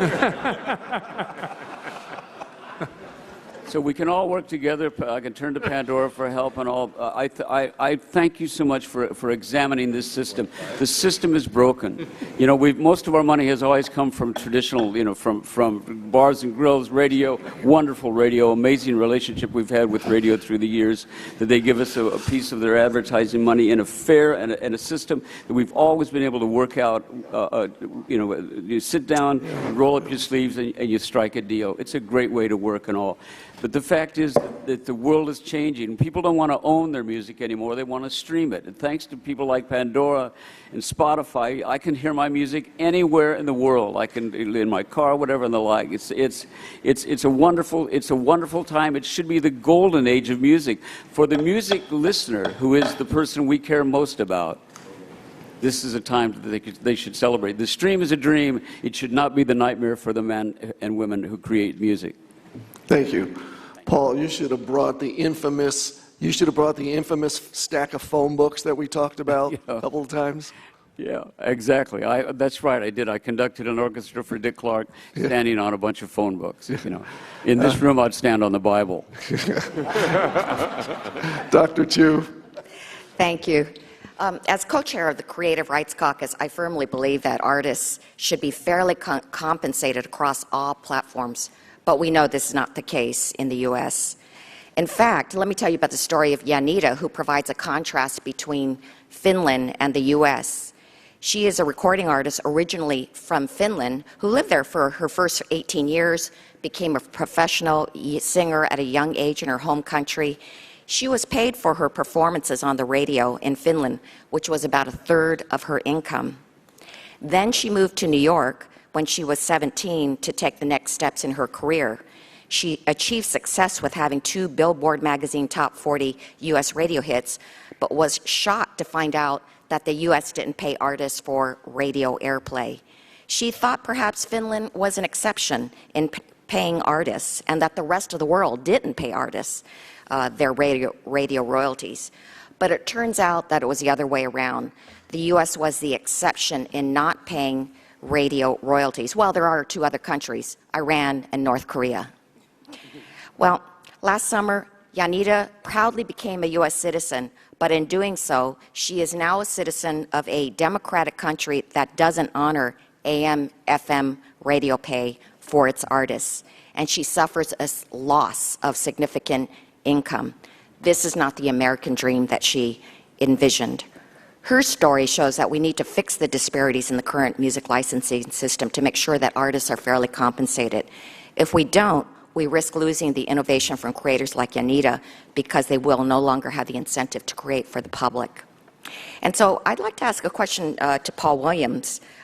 One area of agreement between you and the music licensees on the panel appears to be the importance of preserving the voluntary collective licensing model that ASCAP pioneered. You have made a compelling case that this is at risk of crumbling. Clearly, that would be a bad result for music licensees. So what would that mean for ASCAP songwriters and composers, particularly your smaller, independent, and up-and-coming members? Oh, it would be devastating. First of all, thank you, Congresswoman Chu, for your advocacy. You've been a great friend to music creators, and we appreciate that. You know, if things don't change, if the consent decree isn't modified, our major publishers are looking to withdraw their rights. And if they do that, it fragments a system. It becomes more expensive. It becomes less efficient. I think what we have to do is we have to look at a very, very quick adjustment to the system. But essentially, it needs the entire consent decree is at this point it's not like going into battle with one hand tied behind your back that you're going to fight with. It's one hand tied behind your back that you're going to feed your family with. Incidentally, as far as the performance and the sound recording, I absolutely believe that everybody should. It's a sad, sad story to hear of somebody losing their loss of income when they become an American citizen. We absolutely believe that everybody that contributes to the performance of music, the creation of music, should be honored. But it is not an excuse to pay less to the people who create the music, though. We need to find a balance, and I think the trick is to let the fair market decide that for us. Thank you for that. My next question is for both Chris Harrison of Pandora and Roseanne Cash. Last year, Pandora embarked on a campaign to rally artists to sign a petition to Congress in support of Internet radio. But it was during the time when the Internet Radio Freedom Act was being debated in Congress, which would have actually resulted in a cut to artists' royalties. Pandora's letter to artists stated that they simply wanted to have the artist's voice heard. And yet, from what some artists discovered, this was not the actual intent. The implication for the artists signing the petition at that particular time was that they were supporting cuts to themselves. So, Mr. Harris, can you tell why Pandora enlisted the help of artists? And Ms. Cash, can you tell us what you and the creative community felt when this was happening? Part of my opening remarks, I noted that Pandora plays 100,000 recording artists every month, and 80% of those recording artists don't get played on terrestrial radio. There is actually a large group of independent, primarily recording artists and singer-songwriters who do value Pandora because it is the only outlet, the only distribution platform available for them to find an audience that loves their music. Ms. Cash? That is what a lot of us are calling the exposure argument, that we are seduced into thinking if we allow these performances without pay, that we will get exposure, therefore drive consumers to buy our records. That may or may not be true, but the point still remains that we don't have control over those copyrights, and we are not paid fair compensation. We are not paid fair market rates. As I said before, there's no transparency about this. It's somewhat manipulative. And I feel that we end up subsidizing these multi-billion-dollar companies. They use our music as something like a loss leader to draw people in, and then they make the money. And to confirm what Mr. Williams said, the place that artists have the most control are sync licenses. I've given my songs for free, my choice, to college students making their first film who want to use my song. That's great. I want to support them. And then I've negotiated a fair rate with a popular television show that wanted to use my song. I have control over those things, and that is the bottom line. That and fair compensation. Thank you. I yield back. Thank you. I'm going to ask some questions now, or more so make some statements, and then hopefully you can respond. First of all, I would like to give each member of the distinguished panel an opportunity to respond to my following question in writing if you care to do it, because there are too many and we're not going to get through my couple of minutes. If you would be so kind as to tell me, in your opinion, what a free market is and what a fair market is, comparing the two. Because I hear those terms thrown around, free market, fair market. I asked the last panel to do this, and I'm asking you to do the same and get that to me in writing if you care to do so. I've been having meetings, my staff and I have been meeting with people that have a dog in this fight continually. We've been doing it for months. If someone has not been invited to a meeting, please contact my office. I'm Congressman Tom Moreno, I vice chair of this committee, and let us know, because I think we've covered all the bases, but there are many, many people involved in this. I'm trying to get a consensus. I don't want Congress to sit down and have to sort this out, and I'll show you why in a minute. This is very complex. I've been studying this for months and talking to many people, and here's the reason why I do not want Congress to sit down if we can get a consensus among everyone who has skin in the game. I'm going to read to you a list of those individuals, and I probably missed one or two.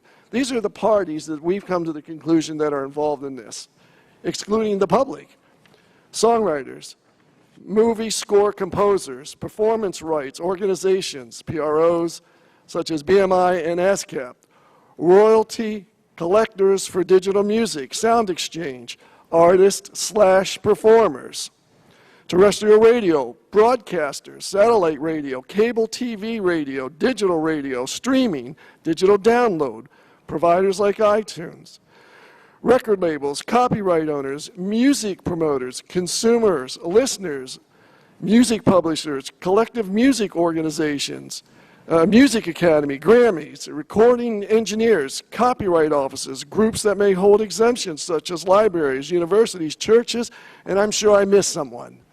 So you see the litany of names and individuals and groups and entities that we have involved here.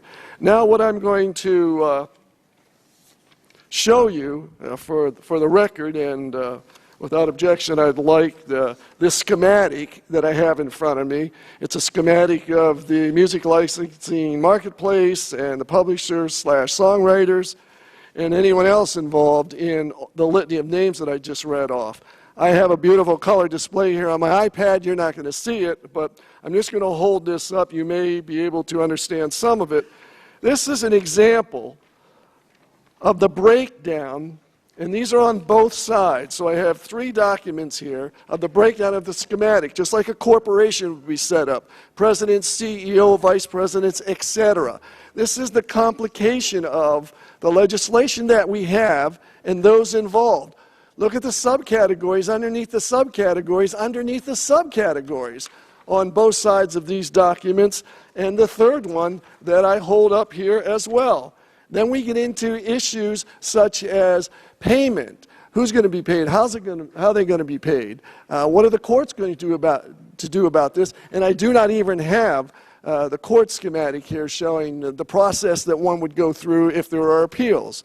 So I think I got my point across here about how complicated this is, how complex this is, but we're also talking about fairness and unjust to songwriters and writers and individuals who are not being compensated, particularly those because of the legislation from 1972 prior to 1972, and that had something to do with state law, which is an issue that I think can be dealt with today. So as trying to be an individual that is learning as much as possible about this, hearing from everyone.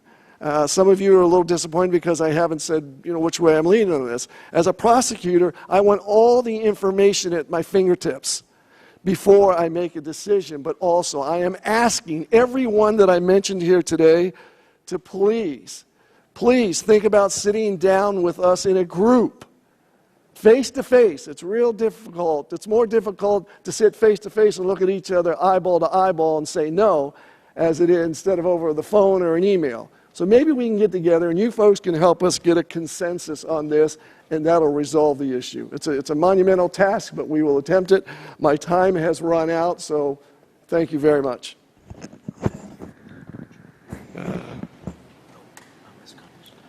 Mr. Conyers. Thank you, Chairman Marino. Let me ask Paul Williams this question. Do you believe that the consent decree system severely limits ASCAP's members from achieving competitive market rates for their works? Congressman Conyers, you absolutely go to the heart of the reason that I'm here. And to address something you just spoke about, one of the things we're denied because of the consent decree is the right to bundle rights. You go to all these different places for all these wonderful uses of our music.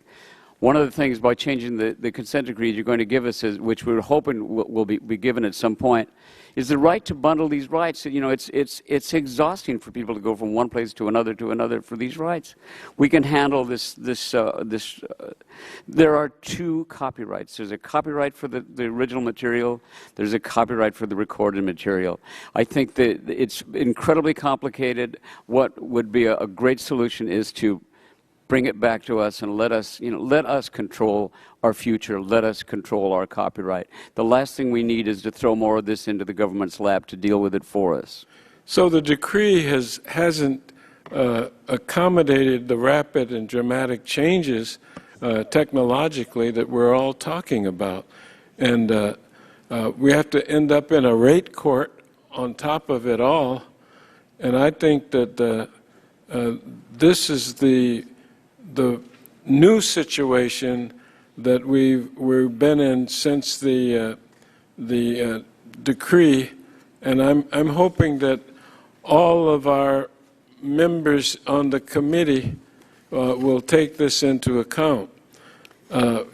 Now, I want to say that broadcast radios played an important role in the lives of people all across the country. Broadcasts have educated listeners to important events, emergencies, and a lot of new music, including jazz, I might add.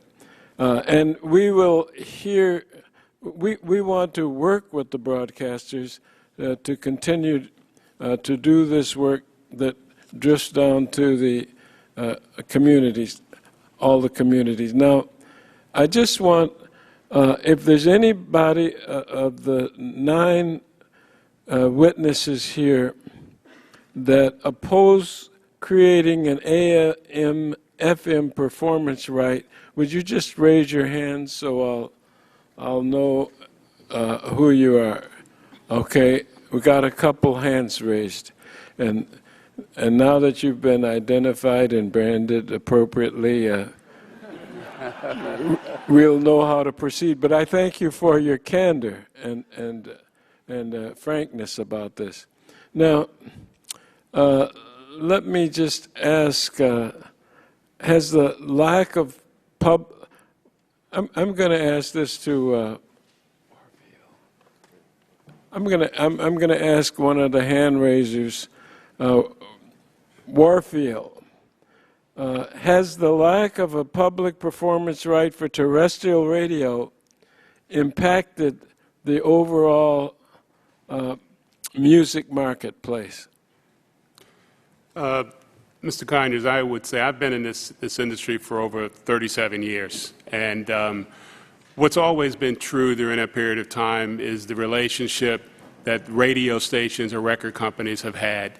We've supported one another consistently through that period of time, to the point that we're looking at an industry here, recording industry, even with the challenges that it has, just like the radio industry has its challenges, is still the strongest recorded industry in the world. I mean, I've heard remarks about who we could be with that we're not proud of, but there are, we have an industry, a recorded industry here that is larger than any industry, any recorded industry in Thank you. Let me get one market. question into Ms. Cash before my time expires. And it's about the RESPECT Act that I introduced with our colleague, Congressman Holding. Do you think it would address the payment disparity and And do you think it important that we fix the loophole in the copyright protection for sound recordings before 1972, which refuses to pay the older artists? I thank you for introducing that bill. Of course, I think that we have to fix that loophole. The example I gave you about my father, his royalties going to someone else who did a cover version of his song, it's hard to even understand how that could be possible. But these legacy artists, some of them, they're growing older, they're ill, the ones who are still around, they have to go on the road when they would rather not to make up for the money they would have received from these royalties. It's heartbreaking. I see this all the time. I know these people in that generation before me who are still around. Thank you so much, Mr. Chairman. I yield back. Mr. Conyers, even though you have exposed certain panelists, I think you'll be able to walk the hall safely. I'm more worried about them than me. I won't go there. The distinguished gentleman from California, Mr. Issa. Thank you, Mr. Chairman.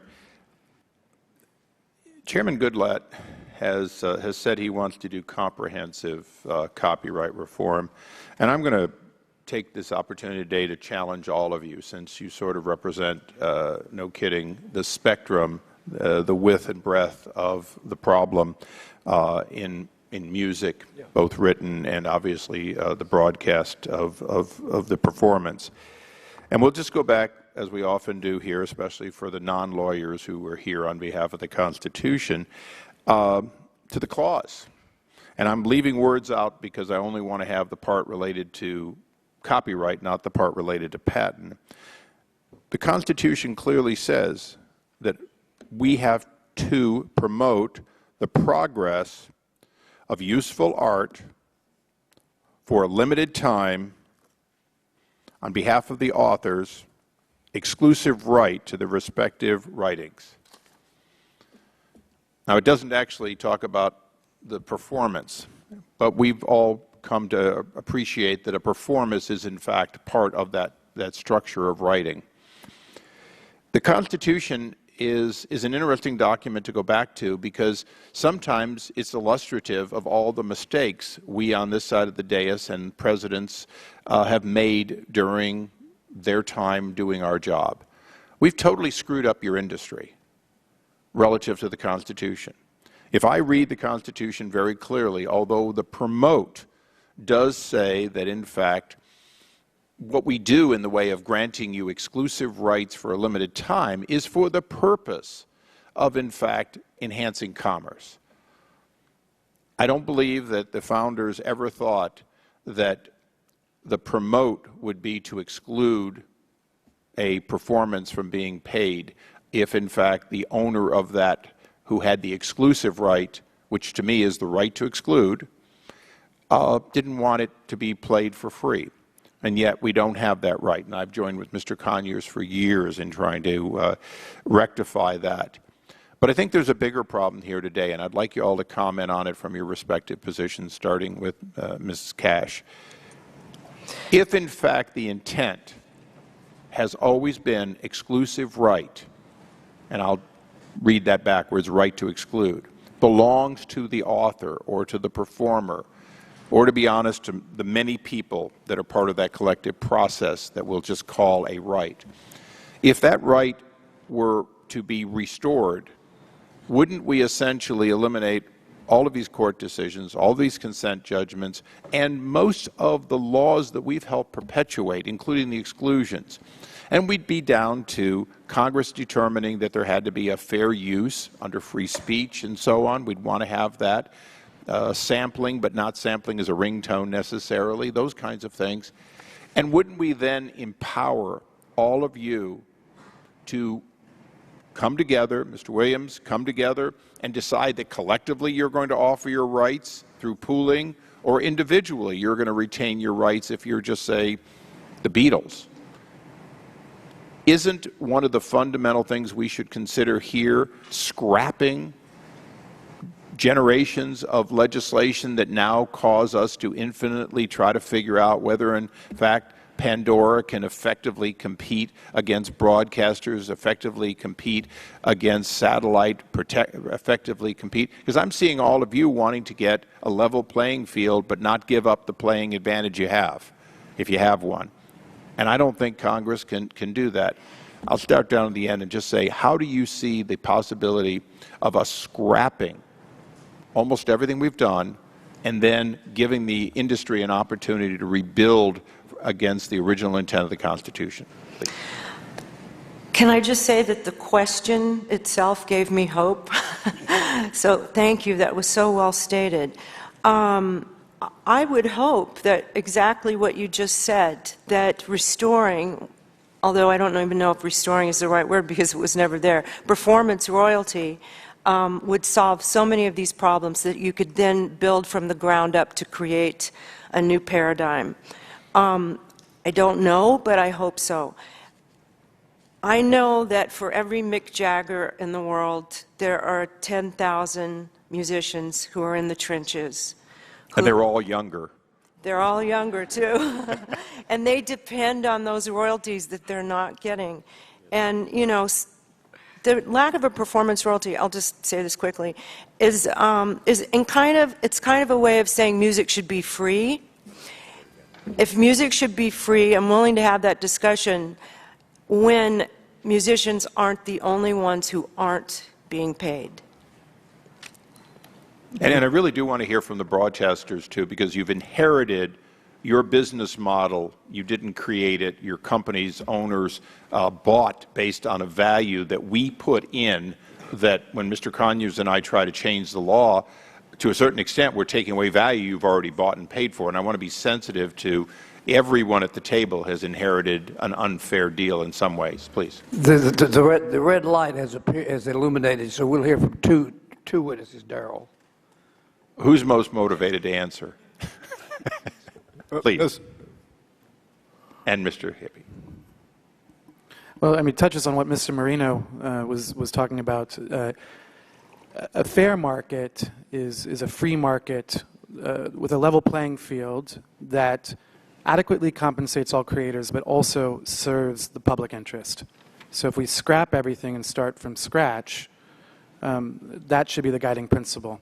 How do we make sure that small creators, big creators, and the public, all of their interests are well balanced?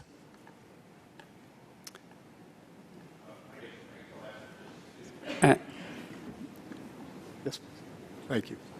I think it's something that the Congress should consider, and and as part of that consideration, please take into account the concentration of ownership in the music industry, and as you think about who's sitting across the table to negotiate the right, who actually is that? And in many cases, it isn't Ms. Cash. It's Universal Music, it's Sony, it's Warner, and on both the label side as well as the publishing side. The concentration that I go out every day and try and negotiate direct licenses. And over the last 6 years, I've negotiated 100 direct licenses with the music industry, none of them with the major labels. So Gentleman's time, sorry to cut you off, Darrell, but the time has run out. Well, my questioning time ran out, but answering time I thought was unlimited, Mr. Chairman. I'm only kidding. Thank you. Thank you. The distinguished gentleman from Florida. Thank you, Mr. Chairman. Thanks for holding today's hearing. It's really easy to decide, for some, that the way things work today is the only way that they can work in the future, or that the what is, by all accounts, an absurdly complex system that's developed over the past 100 years deserves all the credit for the thriving cultural treasure that is the American music legacy. Certainly, some aspects of the system have helped, but too many have been obstacles that the music industry has grown stronger by simply working around. Too frequently, revisions of over the previous decades have ended up being both reactive and, all too often, parochial, preserving one element without making enough effort to look at music licensing as a whole. And while it's tempting to point fingers, and there has been plenty of that today, I think it's helpful to recognize that everyone has the opportunity, everyone at this panel, our previous panel, has the opportunity to benefit from new growth in markets if, as Mr. Marino had said earlier, we can agree on a basic framework that incentivizes and rewards creators while giving companies who profit from the music a fair and transparent way to do so. Our goal has got to be to fix a system so that everyone has an opportunity to succeed together, and that new entrants have the chance to continue transforming the way we listen to music in the future. So that's, I think, how we ought to approach this. There are some issues that jump out at us, and before I get into my questions, I wanted to throw out one example of what I think represent the failures of a patchwork system, specifically the pre-72 distinction. This, for the youngsters in the crowd, is an album.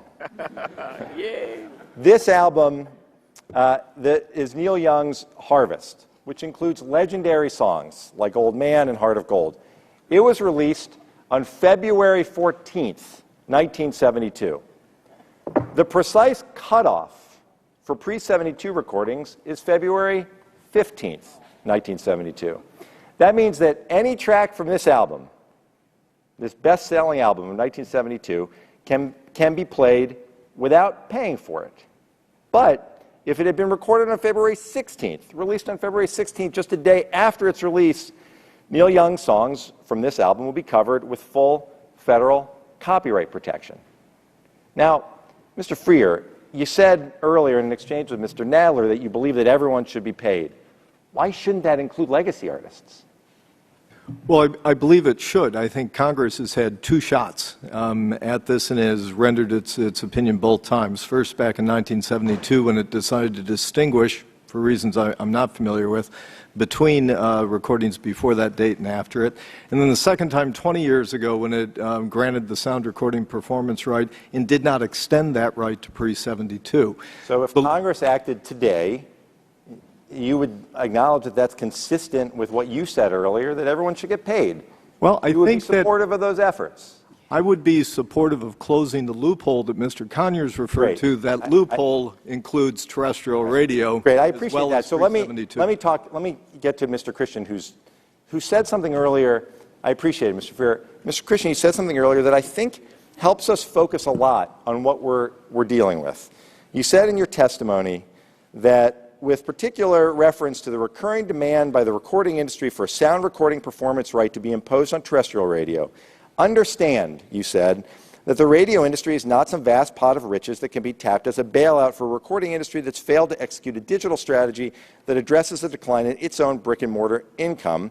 Congress unambiguously intended that in exchange for unique promotional support, terrestrial radio should be treated differently from other transmission platforms, and you say that that premise hasn't changed.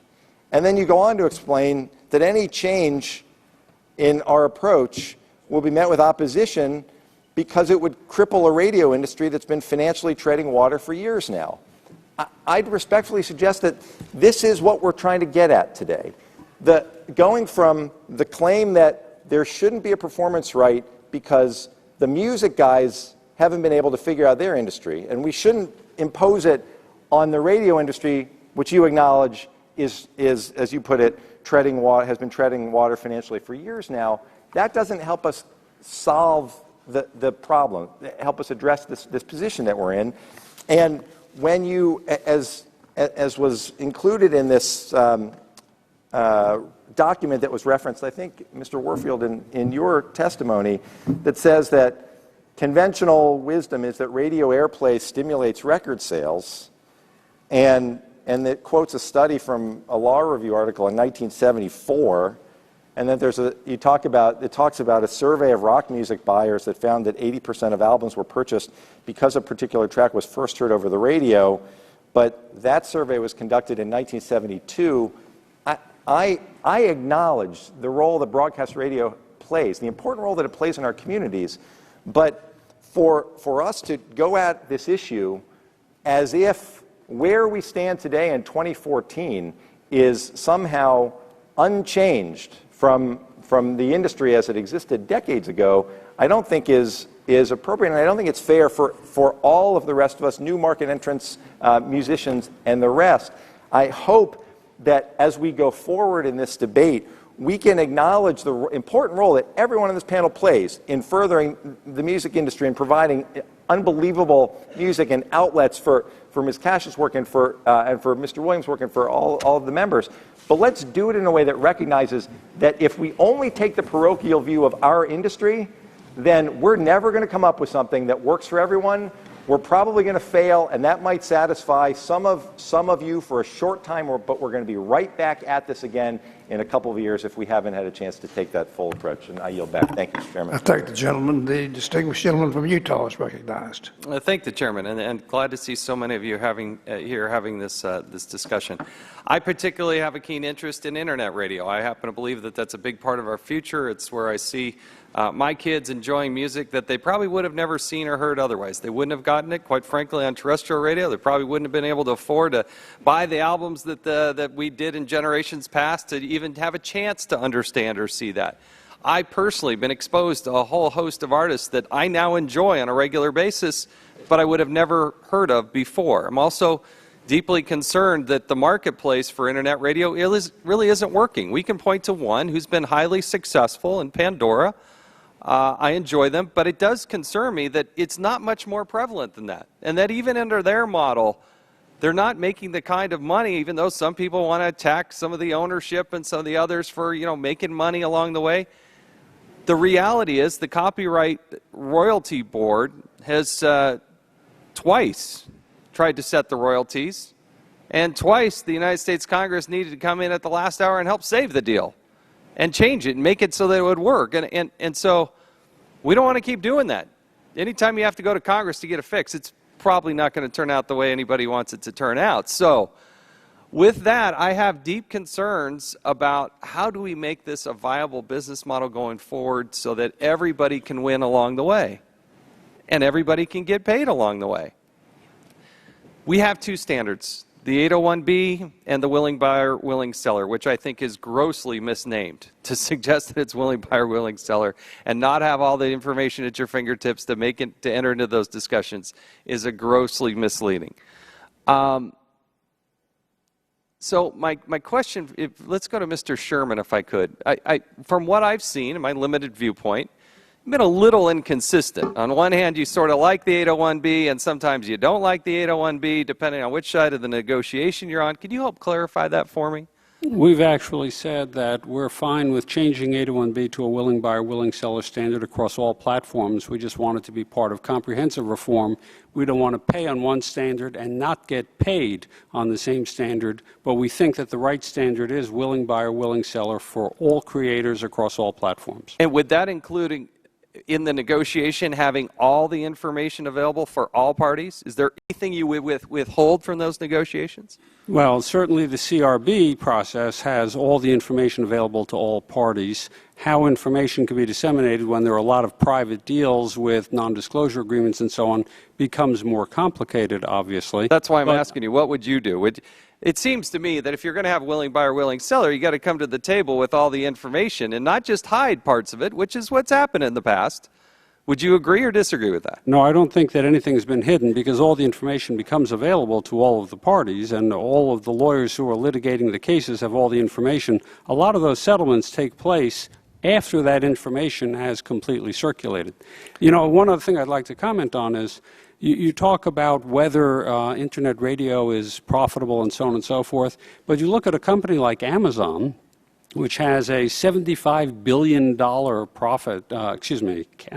capitalization rate. Everybody would consider them a huge success, but their profit last year was 1%, $274 million on $70 billion. Well, but this is part of the concern. Some of the biggest players into this music world. On the one hand, it's a good thing to see Amazon and Apple get into this part of it. But when you saw Rolling Stone and MTV, and you saw all these other organizations try to get into this space whose forte is into the music industry, they've never been able to make it a go. And they started into this, and then they had to let go of it. Yahoo did this. Others could not make a go of this. My time is so short. I need to go to Mr. Harrison. I want to understand what would happen to Pandora if Congress had not stepped in and fixed what happened at the Copyright Royalty Board. Well, the CRB rates are obviously part of the public record.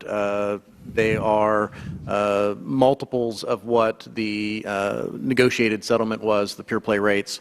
I guess you just have to do the math. Obviously, if we're paying 60 to 70% of our revenue under the pure play rates, if the CRB rates are 2 or 3 times that, I'm not very good at math, but I don't think at 120% of revenue we can make it up on volume. What do we need to do to ensure more transparency, and why don't you have more competitors?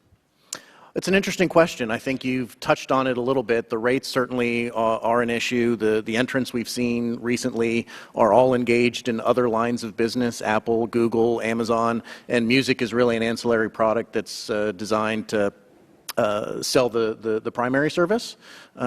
We've had East Village Radio, which is a long-standing internet radio service in Mr. Nadler's district. And that recently went out of business because they couldn't afford the royalty rates. So certainly, if you look at the comments that came in from the Copyright Office's notice of inquiry from a large number of constituents, including Mr. Freer, there is some process improvements that needs to be made in the Copyright Royalty Board that would improve the process and potentially improve the outcome. I wish I had an opportunity to hear all of your answers, but Mr. Chairman, thank you for your indulgence and the extra time. I thank the gentleman, the distinguished lady from California. Thank you, Mr. Chair. My colleague, Mr. Issa, had asked a question, and I'm not sure everybody got a chance to respond. I just want to ask it slightly different. I believe he said if we were to scrap copyright and start over, what would you like to see changed? My question is that could you briefly explain one provision that you would amend in the current law? And I know that several of you didn't have a chance to respond, so those of you that didn't, maybe you would like to take the opportunity now. Mr. Warfield. From the radio broad. I'm sorry. I know Mr. Christian and I represent radio. We haven't had much to say here today. A lot has been said about us. We have not had an opportunity. Well, take the opportunity now. To say much. I'm hearing a lot of comments about the industry that provides free play for free promotion and has done it for 80 years. And we're talking about what's driving it. Radio itself is driving it. I've heard comments here that radio does not drive record sales. I think Congressman Deutsch left, but there's a 2013 study recently issued that does indicate very clearly that more than any other platform, radio airplay does drive sales. Even in digital platform, it drives sales. We've got an industry here that has really helped put these other businesses, give them the opportunity to go out and create a new business model. Unfortunately, even on the radio side, we're not able to participate on the digital side. We pay into the system as it is now. We pay hundreds of million dollars to ASCAP and BMI and CSAC. We pay tens of millions of dollars to Sound Exchange when we do participate on the digital side. But many broadcasters, unfortunately, cannot make a go of that, as other entrants in the digital arena have found. With the way that the laws are written today, we cannot make money. We can spend money, we cannot make money, and that is not a model that's going to be a healthy one for any of the participants here. So from an NAB perspective, we would very much like to see changes made in the streaming rate standards so that all of the participants here who all have concerns there can participate more fully and grow a platform that will benefit artists, writers, performers, labels, all participants here. Other examples? Anybody else would like? I think one of the things that we'd also like to see from Congress is, at some point in time, if you all could define what a performance is. Nobody's yet been able to tell us what a performance is. If you listen to Sound Exchange, they'll tell you that it's 3 seconds long.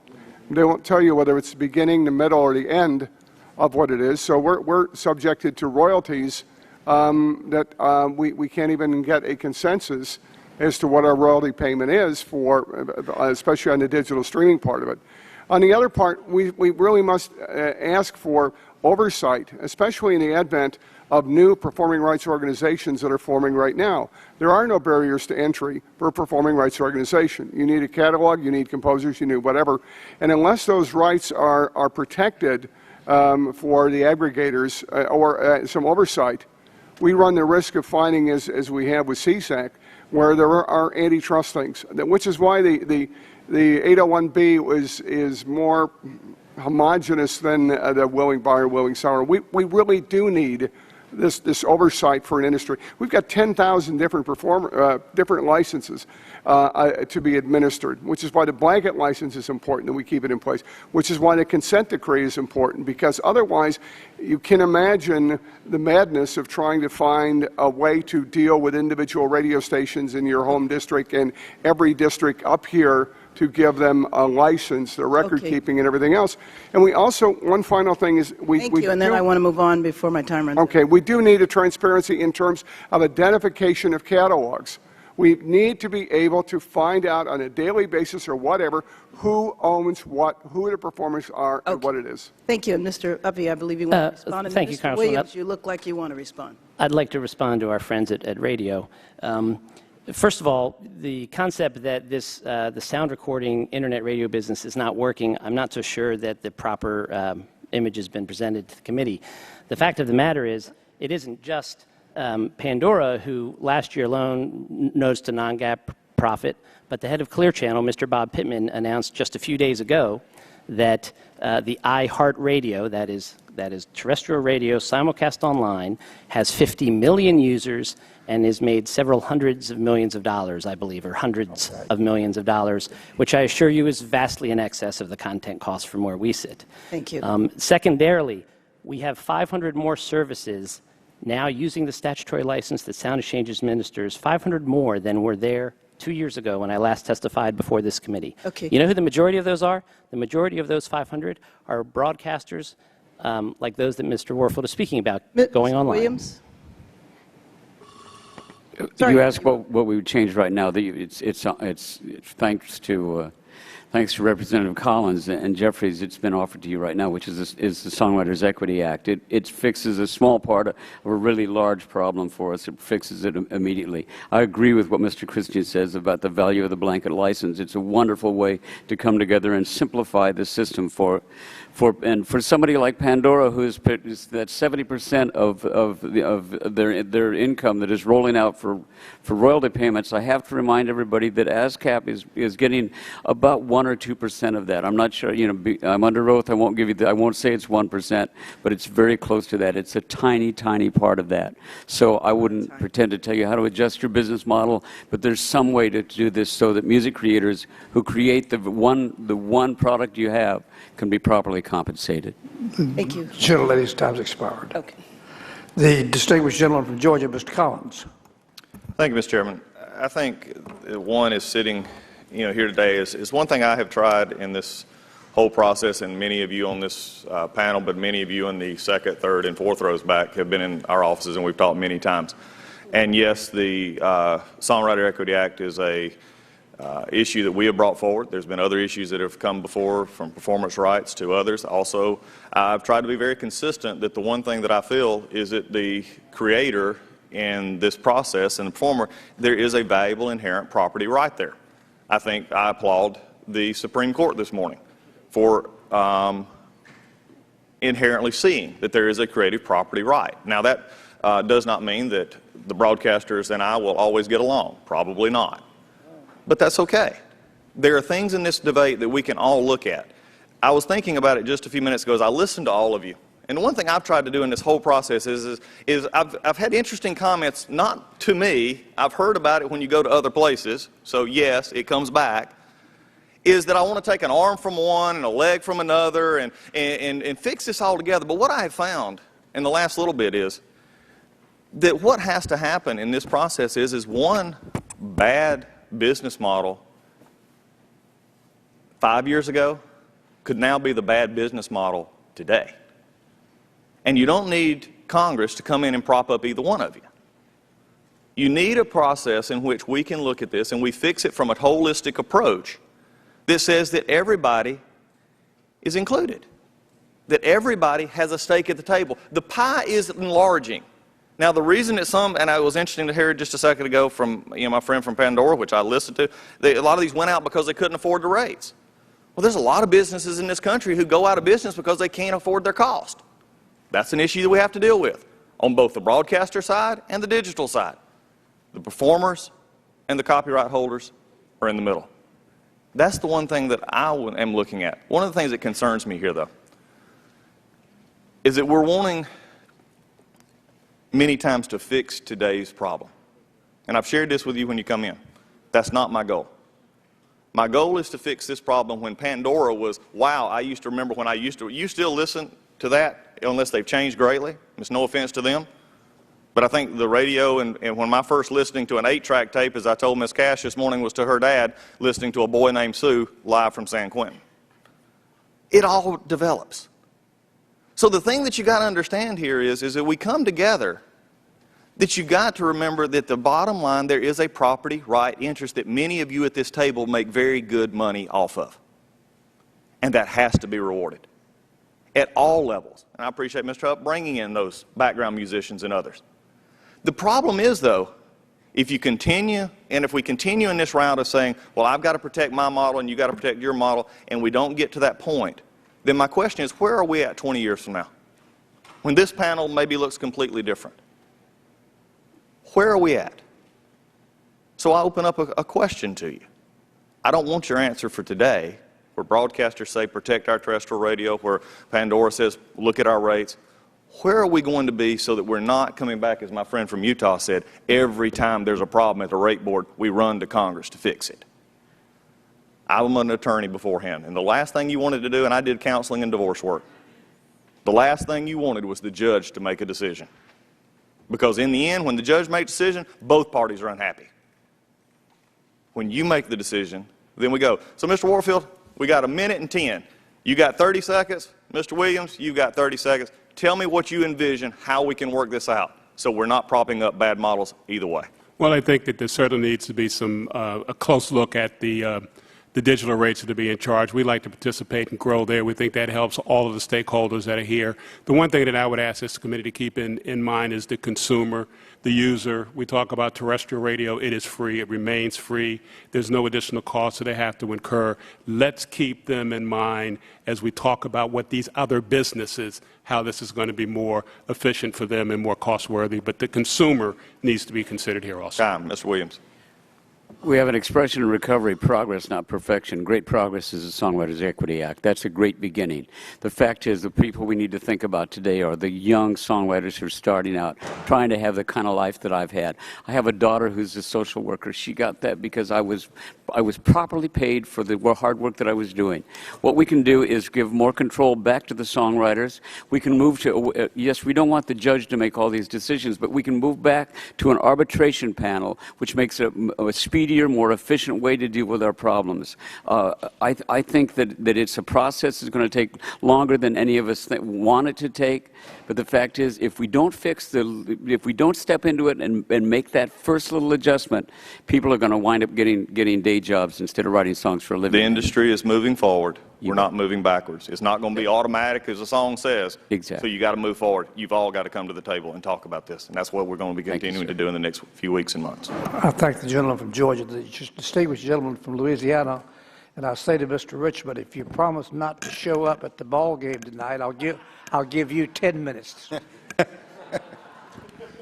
I think with 10 minutes, all I can do is get in trouble anyway, so I'll take the 5, but thank you. And the pictures, ma'am. Let me just pick up where my colleague, Mr. Collins, left off, and that is, and I think Mr. Freer mentioned that Congress had 2 chances to get it right with the 1972 and the legacy royalties, and we didn't. All I can promise you is if we solve this problem, nobody's going to like it, and it's probably going to be wrong, because we're not the subject matter experts on it. The technology moves so fast, and we will probably screw it up. But I say that to say, you all are at the table. You all should be in the room trying to figure out who can give and come to some sort of solution. And the other thing I would tell you all, just to be honest, is that nobody has a better bargaining position. Because if we do it, we'll probably start from scratch, and nobody will like the results. So that would just be my recommendation. And, the comment was made earlier that for every Mick Jagger, there's 10,000 artists in the trenches. Well, I think they all live in New Orleans, by the way. And I want to make sure that they have an opportunity to continue to do and follow their passion and their dreams, but at the same time, be compensated for it. And I tell people all the time when I go speak at schools, follow your dreams, do what you love, and if you do it well, you'll make a living doing it. And I want to be able to look those kids in the face in our performing arts schools and all those things in New Orleans and actually mean it. And it has benefited so many people in New Orleans, and I would just like it to continue and to be there for the long term. Mr. Warfield, let me just ask you a very direct question, because we beat around the bush and nobody says, what impact would it have to your industry if you all had to pay the performance, to pay all the rights and royalties for what you play on the radio? I have testified to the potential financial impact of that to radio broadcasting. I've been in this business for 37 years. I've been in radio stations that have been sold. I worked for a wholly owned minority radio company that at one point was the 22nd largest broadcast company in the country that no longer exists today. And we made it clear at that point that we could not afford to pay a performance royalty if it was imposed upon the industry. There are severe financial difficulties that many broadcasters would experience if that were the case.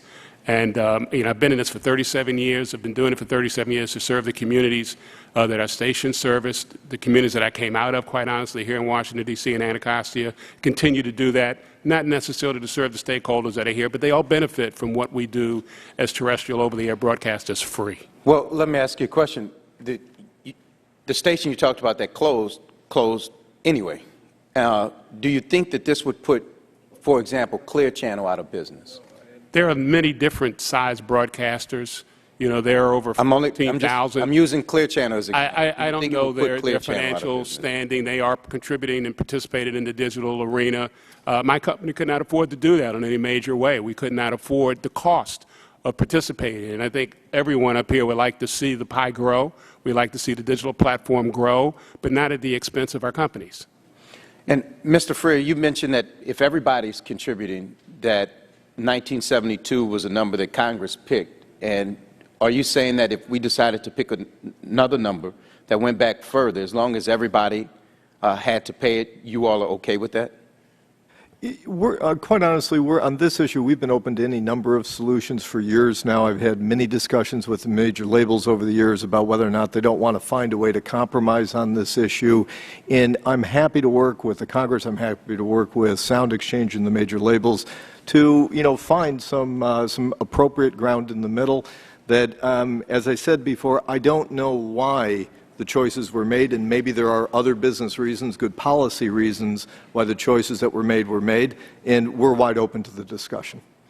Well, I see that my time is about to expire, and I would just say again that I would love to have balance on this and make sure that everybody at the table continues to thrive. We don't want to put anybody out of business, and we certainly don't want to send anyone to bankruptcy or influence anyone to stop following their dreams. So help us help you. And that means get in the room and figure out ways to come to some sort of conclusion. And with that, Mr. Chairman, I yield back. Thank the gentleman from Louisiana, the distinguished gentleman from Missouri. Thank you, Mr. Chairman. It's been interesting participating in these review hearings for the last year, serving on this committee. And one common ground I think that I've heard from all of you and the folks that I've been meeting with the music industry throughout is that we all love music. We just got to find more common ground. And I look forward to working with all the stakeholders to try to get that common ground. But I do have a few questions. Mr.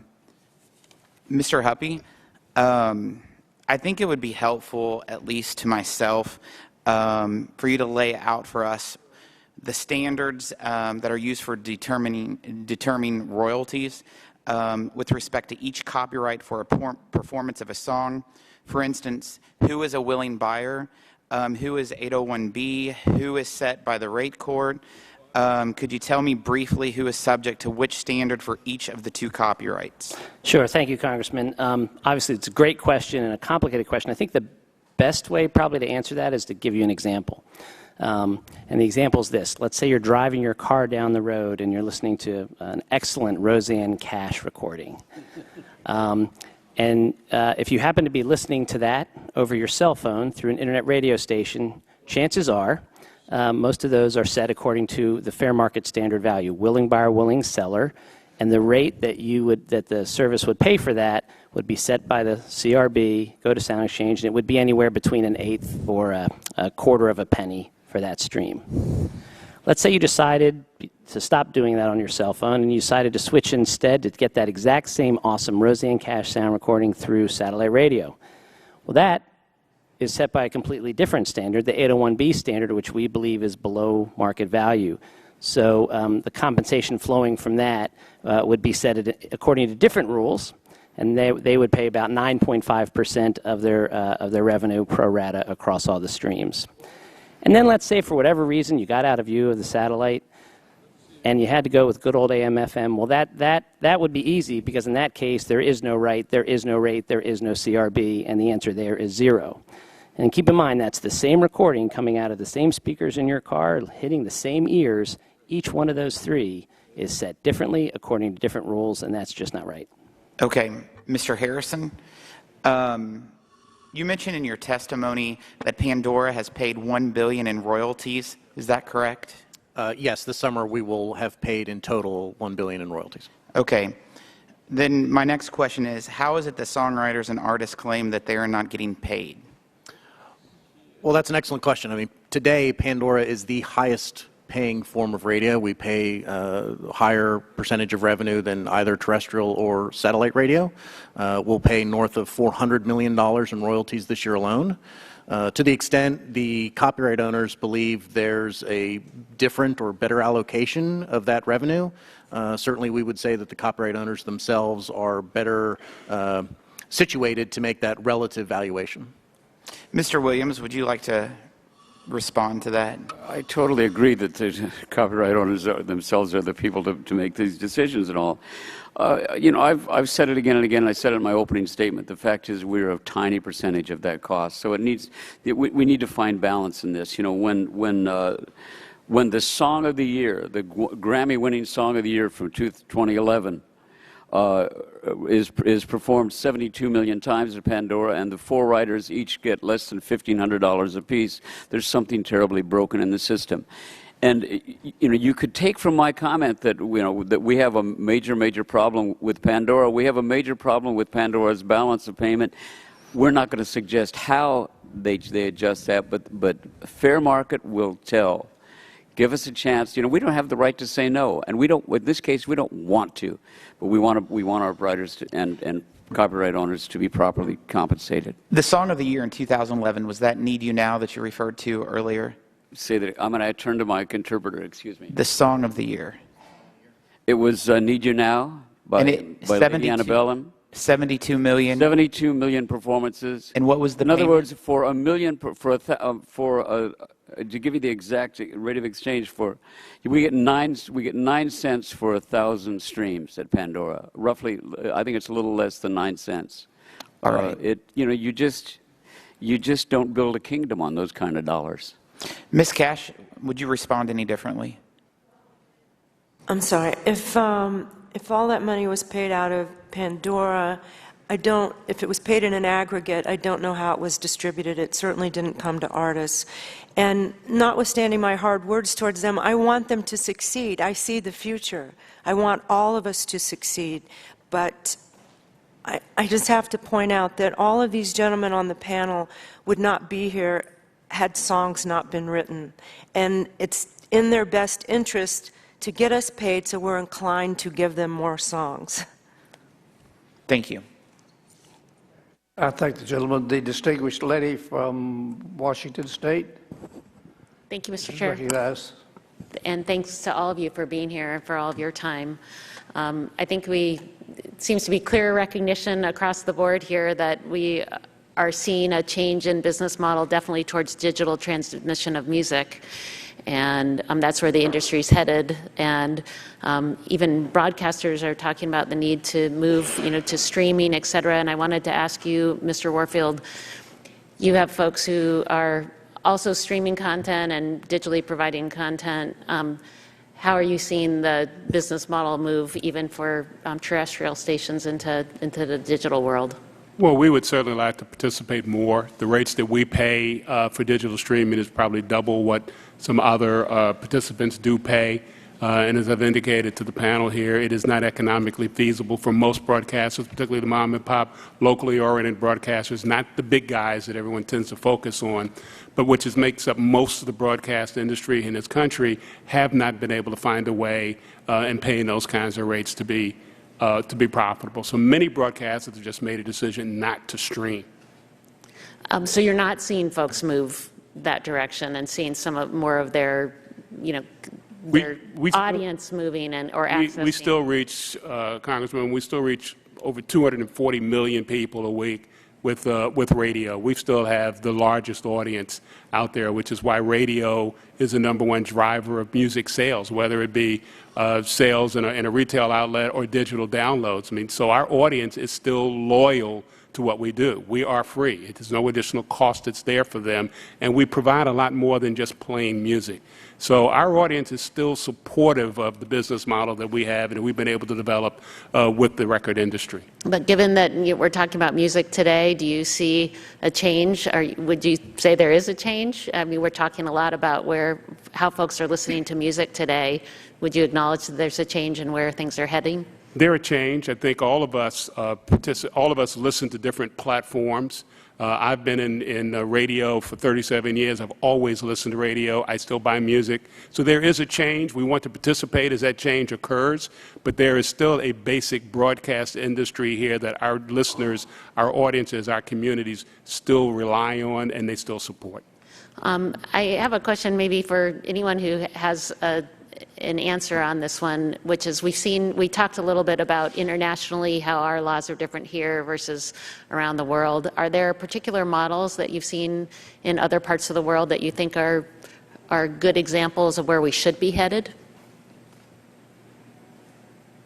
International models pay almost in every country of the world with very few exceptions. We should simply follow that model. It's really very simple. And beyond performance paying specifically, are there other unique aspects of models in other countries that you think? There are some other models in which music publishing rights are paid on a percentage based instead of on a cents-based system. We could learn from that. I mean, there are definitely models that we could be looking at to try and redefine something for the United States. A lot of the questions have been, what specific changes would you make? But the real answer is, we have to change everything. You can't pick one piece. That's what we've done for the last decades, was pick one problem and fix one problem at a time. We do really need a holistic solution. Mm-hmm. Yes, Mr. Williams. If I may, one of the things that the Europeans have that we don't have is a limited grant of rights. For us to, as rights holders, to be able to license some of our rights directly would be a great improvement. Mm-hmm. Yes, sir. And just to echo what Carrie Sherman was saying, it is that we don't have a broadcast right here. That's the big difference. We do need a broadcast right, and it will also unlock lots of money from those international markets with reciprocity. Our creators here will be able to get paid for their performances overseas. Okay. Hey, thank you very much for your time, and I yield back my time, Mr. Chair. Thank you. Thank you, Mr. Sensenbrenner. Thank you, Mr. Chairman. This brings me back to what I attempted to do and succeeded in about 15 years ago with the Fairness of Music Licensing Act, which was put in the copyright term extension law. And that was easy compared to this, because the people who were for my bill were those that didn't have any content over music, like retailers and restaurateurs, but ended up getting nailed with a licensing fee, and everybody else was against it. And, I do remember very vividly that my good friend Mr. Coble had a hearing in Nashville on that subject, and I had to be driven back to the National Airport in the car of the United States Marshal, who was a little bit worried about my safety, and he stayed with me until the wheels were up. Now, I did have a long series of debates with our late colleague Sonny Bono, and that ended when he was shedding tears about the changing the music licensing law before an audience of the National Restaurant Association, which was very sympathetic to my standpoint. And after he was very elegant, I got up and turned around and I said, what Mr. Bono is telling you is, quote, I got you, babe. Now, with this background, here everybody at the table has a different viewpoint on this issue.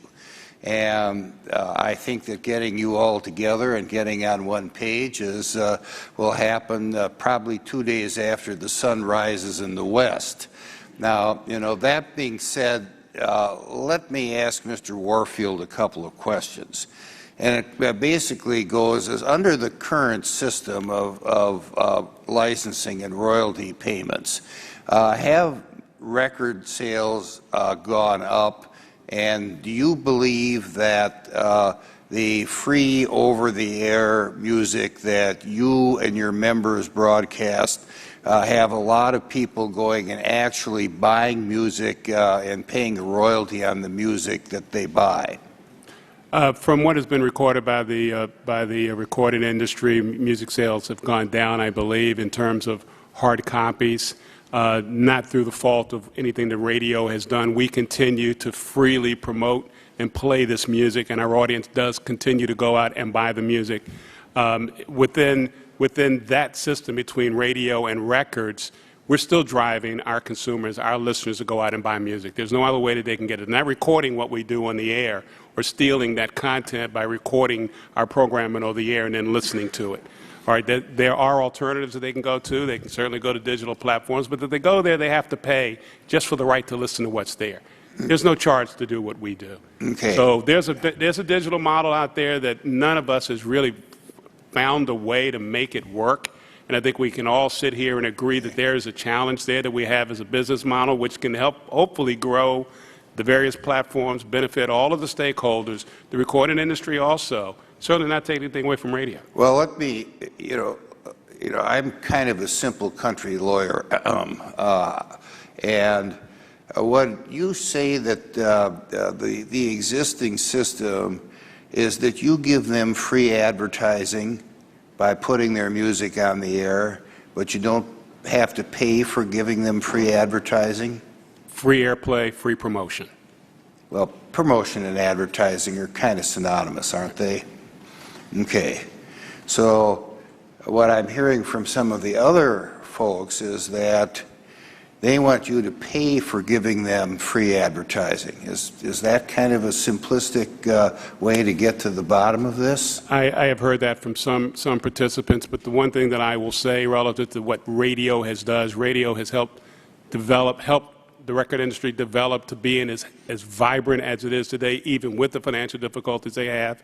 We have always supported the writers of the music, but we also help to develop the careers of the artists that we're here talking about in some cases today, to develop careers that in many cases today when they may not be supported by record labels because of airplay that we're doing over the air free, continue to promote what they do, they can still tour. Whether they choose to tour or not, that's a personal decision, but they have the opportunity to do that. And we continue to support those artists in many ways. My time has almost expired, so I yield back. I thank the gentleman, the distinguished gentleman from New York, Mr. Jeffries. I thank the Chair, and let me also thank each and every one of the witnesses for your presence here today, and in particular, Mr. Williams and Mrs. Cash for your advocacy for the creative community and on behalf of your fellow artists and your fellow songwriters. Let me turn now to the subject of Internet and/or satellite radio. And let me first say that I believe the success of Internet radio is critical for the overall music ecosystem in terms of providing a viable, meaningful alternative to the piracy that was previously taking place and was extremely rampant.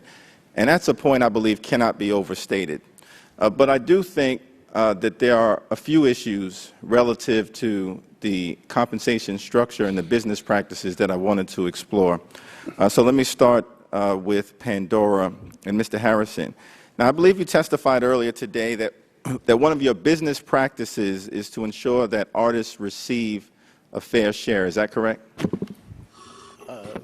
First of all, Congressman Jeffries, thank you for the kind words about our service. What I was speaking about is the value that statutory blanket licenses have, not only for services like Pandora that allow us to license content efficiently, but that the songwriters and recording artists actually participate directly in those royalty streams. Okay. Now, am I correct that Pandora, however, notwithstanding what you just indicated, currently refuses to pay for the use of pre-1972 recordings under either state or federal law? We do not pay under Section 114 for the performance of pre-72 sound recordings, which is federal law. But you're also contesting the rights of recording artists to receive any compensation in state court as well, correct? We do have pending litigation in the state of New York, and yes, we disagree with the claims that the record labels make in that case. Okay, now pre-1972 recordings are an important part of your business model, true? Yes, they are. So you have, for instance, a 60s oldies channel, is that right? Yes. And you've got a Motown channel, correct? I believe so, yes. 50s rock and roll channel, true? I believe so. Golden oldies channel? You're aging out of my demographic, but I believe that's true. Okay. A doo-wop channel, I believe, is that right? I believe so. A classic soul channel as well, correct? Yes. Now, Pandora doesn't pay anything for any of the sound recordings played on any of these 6 channels, true? If the recordings were made after 1972, that would be correct. Okay. Before 1972, correct? Correct. Okay. So, for instance, Respect, which was recorded by Aretha Franklin in 1965. Every time Respect is played on Pandora, Aretha Franklin doesn't receive a dime, correct? Well, the Pandora would not pay a performance royalty to the record label. She would be paid if she were a songwriter. Okay. So, My Girl was recorded by the Temptations, I believe, in 1964.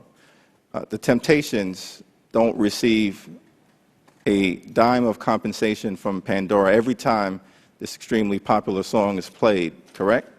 Again, if you're talking about a payment to the record label, that's correct. If they are songwriters, they would get paid. Okay.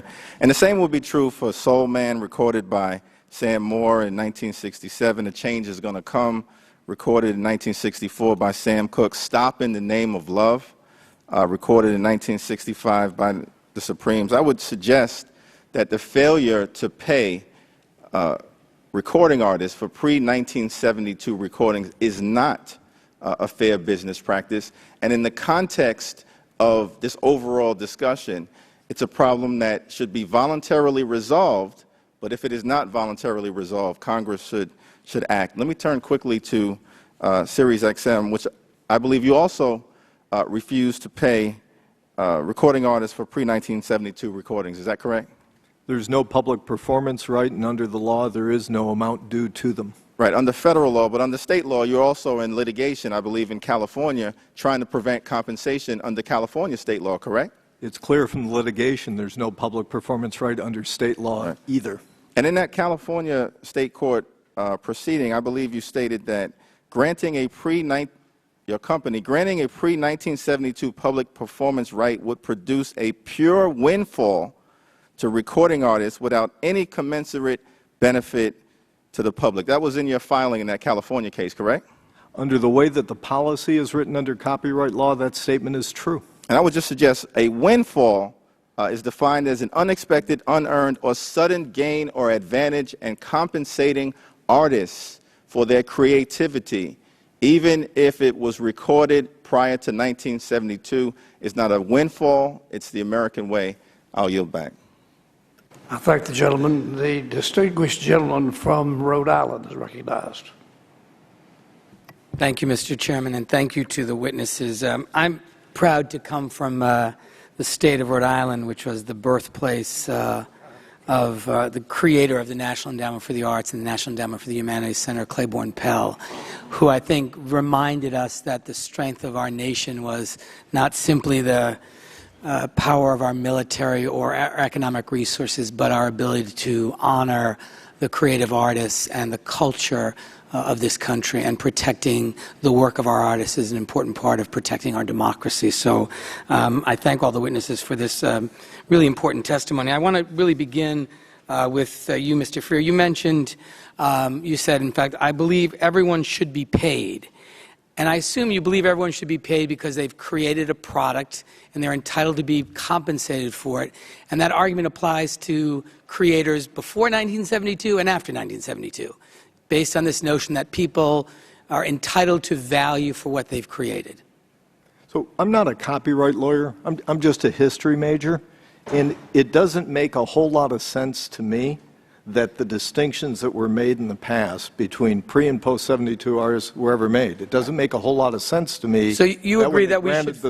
Let me just finish, Congressman. When they granted the sound recording performance right, that they did not give it to pre-72 artists, and it makes no sense to me that terrestrial radio gets a free walk. And you agree that not only should all of that production be compensated, but that it should be done in a fair amount driven by the market. Yes, I agree. It has to be a working, competitive market. Okay. And Mr. Harrison, you spoke about the value that Pandora provides to hundreds of millions of Americans as a result of your service.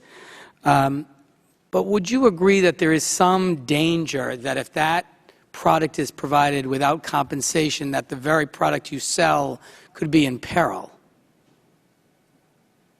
I don't think I understand your Well, I mean, you rely on a product that you, at least for part of your inventory, you don't compensate the artist for.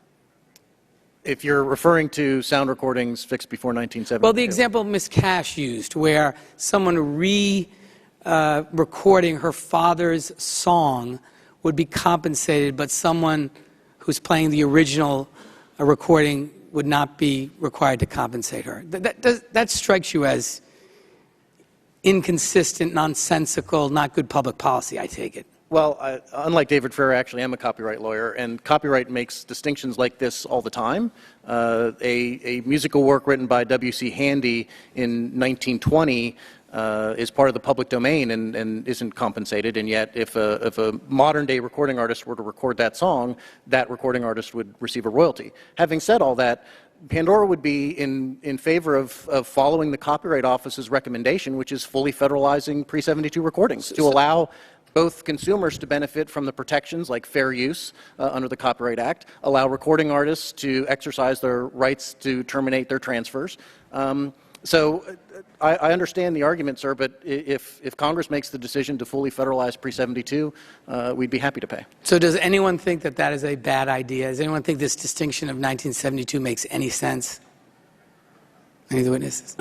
We agree that the distinction ought to be erased. There are complications in terms of how to do it, and we have expressed a perfect willingness to figure out with the Copyright Office and other stakeholders how to federalize pre-72.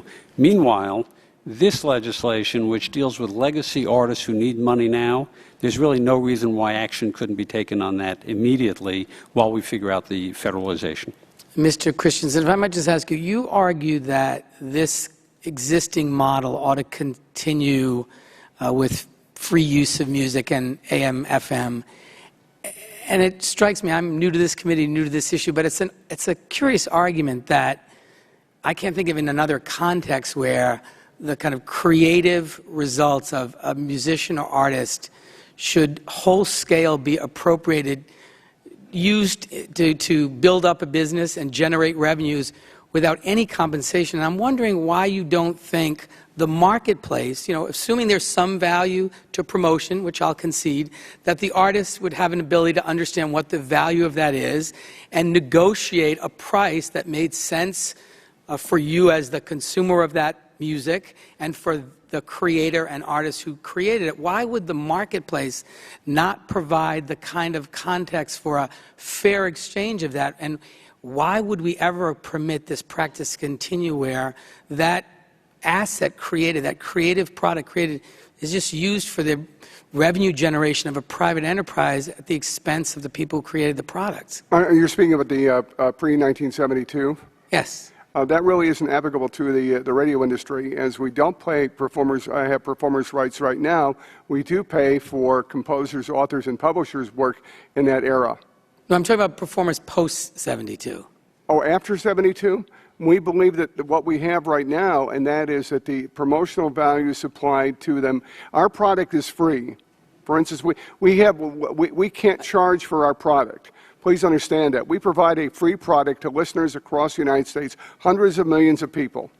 And we do this in marketing, and it's also was brought up on advertising, but there's also promotion. And that's if you want to... No, I just want to interrupt you for a second. I understand that. My question is, I recognize your argument that it has promotional value, but why is it not, in the context of a free market, an exchange between the artist and you as the broadcaster to say, this has some value for promotion, so this is what I want to charge as an artist. This is the value it has to you because it helps to generate revenue for your company. Why will not the result of that be some fair price where the artist is compensated and you make money? Well, I think the gentleman's time has expired. If you'll be very, very brief in your response, Mr. Christian. It's a longer response. I'd be glad to deal with you directly on that if I could at some point. All right. Of course. Thank you, Mr. Chairman. You back.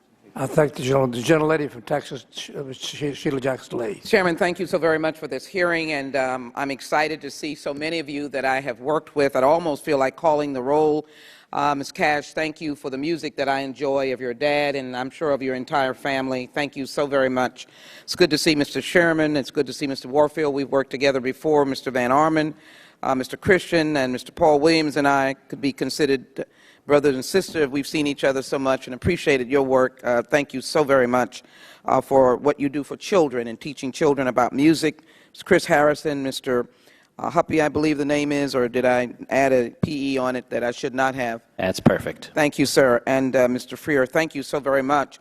Let me also just put on the record that I hope this committee, if it's appropriate, will have a hearing on the DirecTV AT&T merger, just for the fact that content is included in that as well. To the witnesses here, my delay was provoked by the fact that this is a year anniversary of the Shelby case, United States Supreme Court case, that in my opinion dismantled the voting rights of this country. And there's a hearing going on in the United States Senate that is very important. And I would almost say that many of the artists that you represent, performers, benefited on their opportunities to vote because of the Voting Rights Act. So I apologize for my delay in coming at the meeting, but this is no less an important hearing, one of the reasons why I dashed in here to be here.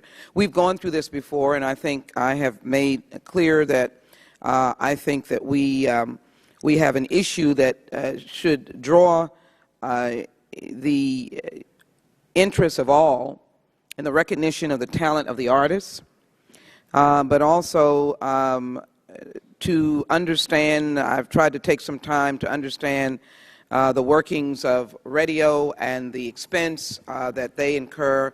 And so I'm prepared to be in this fight for a way forward, and I will pose my questions in that context. So I'd ask both Mr. Warfield and the representative from Pandora, first of all, does the XM deal sound attractive in its construct for the pre-1972 artists, the pay structure? And I'll just say this, in the early morning hours of coming here and listening to radio, I heard that Diana Ross, I think she's got some music pre-1972, was going to be at one of our venues here in this area. And apparently, they said something about national tour, and apparently they felt very confident that there'd be standing room only. These artists are attractive. They are still bringing in crowds. We still love their music, as we will do in years to come for those who are now. So, Mr. Warfield, if you would, I'd appreciate it. Well, it's represented in the NAB. We have not taken a position on the pre-1972. What I would say is that our members, that they are participating, I would probably argue that most of them are paying those fees in the digital arena. Then are looking for ways to avoid that. We have some concerns of whether or not there may be some unintended consequences as a result of it. So we're sort of studying that issue, but we've not taken a position to oppose the bill. Great. And would you continue to study it for me? Because I think your insight is going to be very important to a lot of members. Yes, ma'am. So I would encourage you to do that. Mr. Harrison? If Congress decides that that protection for pre-72 is an issue that needs to be resolved, we would support the position of the U.S. Copyright Office, which suggested a full federalization, so that not only do consumers get the benefits of the copyright law, for example, the right of fair use, but artists will also potentially get the right to terminate their transfers under Section 3. You just opened a door with respect to how we construct what may be most effective. So in the time that I have, if we approach this from a comprehensive perspective, I'd like to have anyone who will press their button and tell us, what do you want in the comprehensive approach that will pass the House, pass the Senate, and get signed by the President, which is what I want to see happen, and not go another decade without the response that I think is so very important. I don't know who wants to start. I'm looking at Mr. Williams. What would be good if we just looked at the whole picture, said we want to answer everyone's concern, what would be good to have in that comprehensive bill? Well, I think, first of all, we have to work together. I mean, we all support, we create a product which you all deliver, and we're eternally grateful for that. Incidentally, thank you for your service. What you did this morning was incredibly important as well.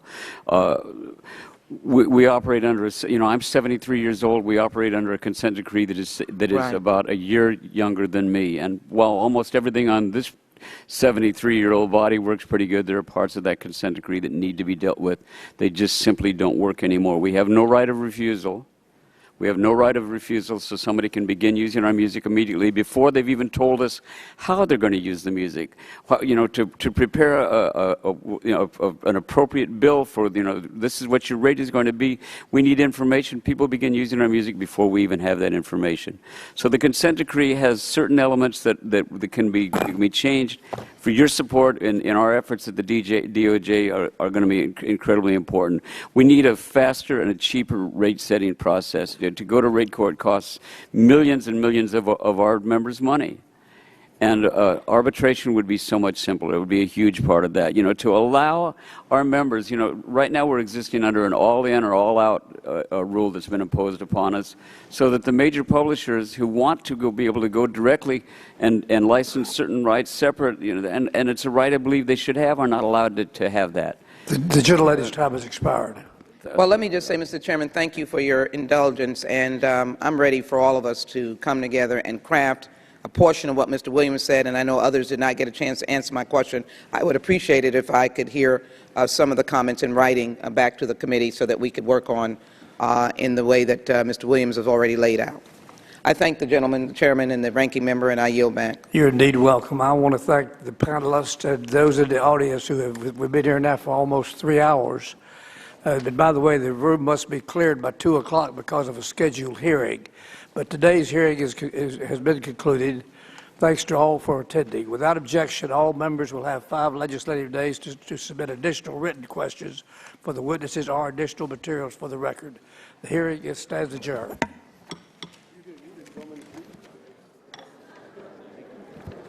Good to see you, Jerry.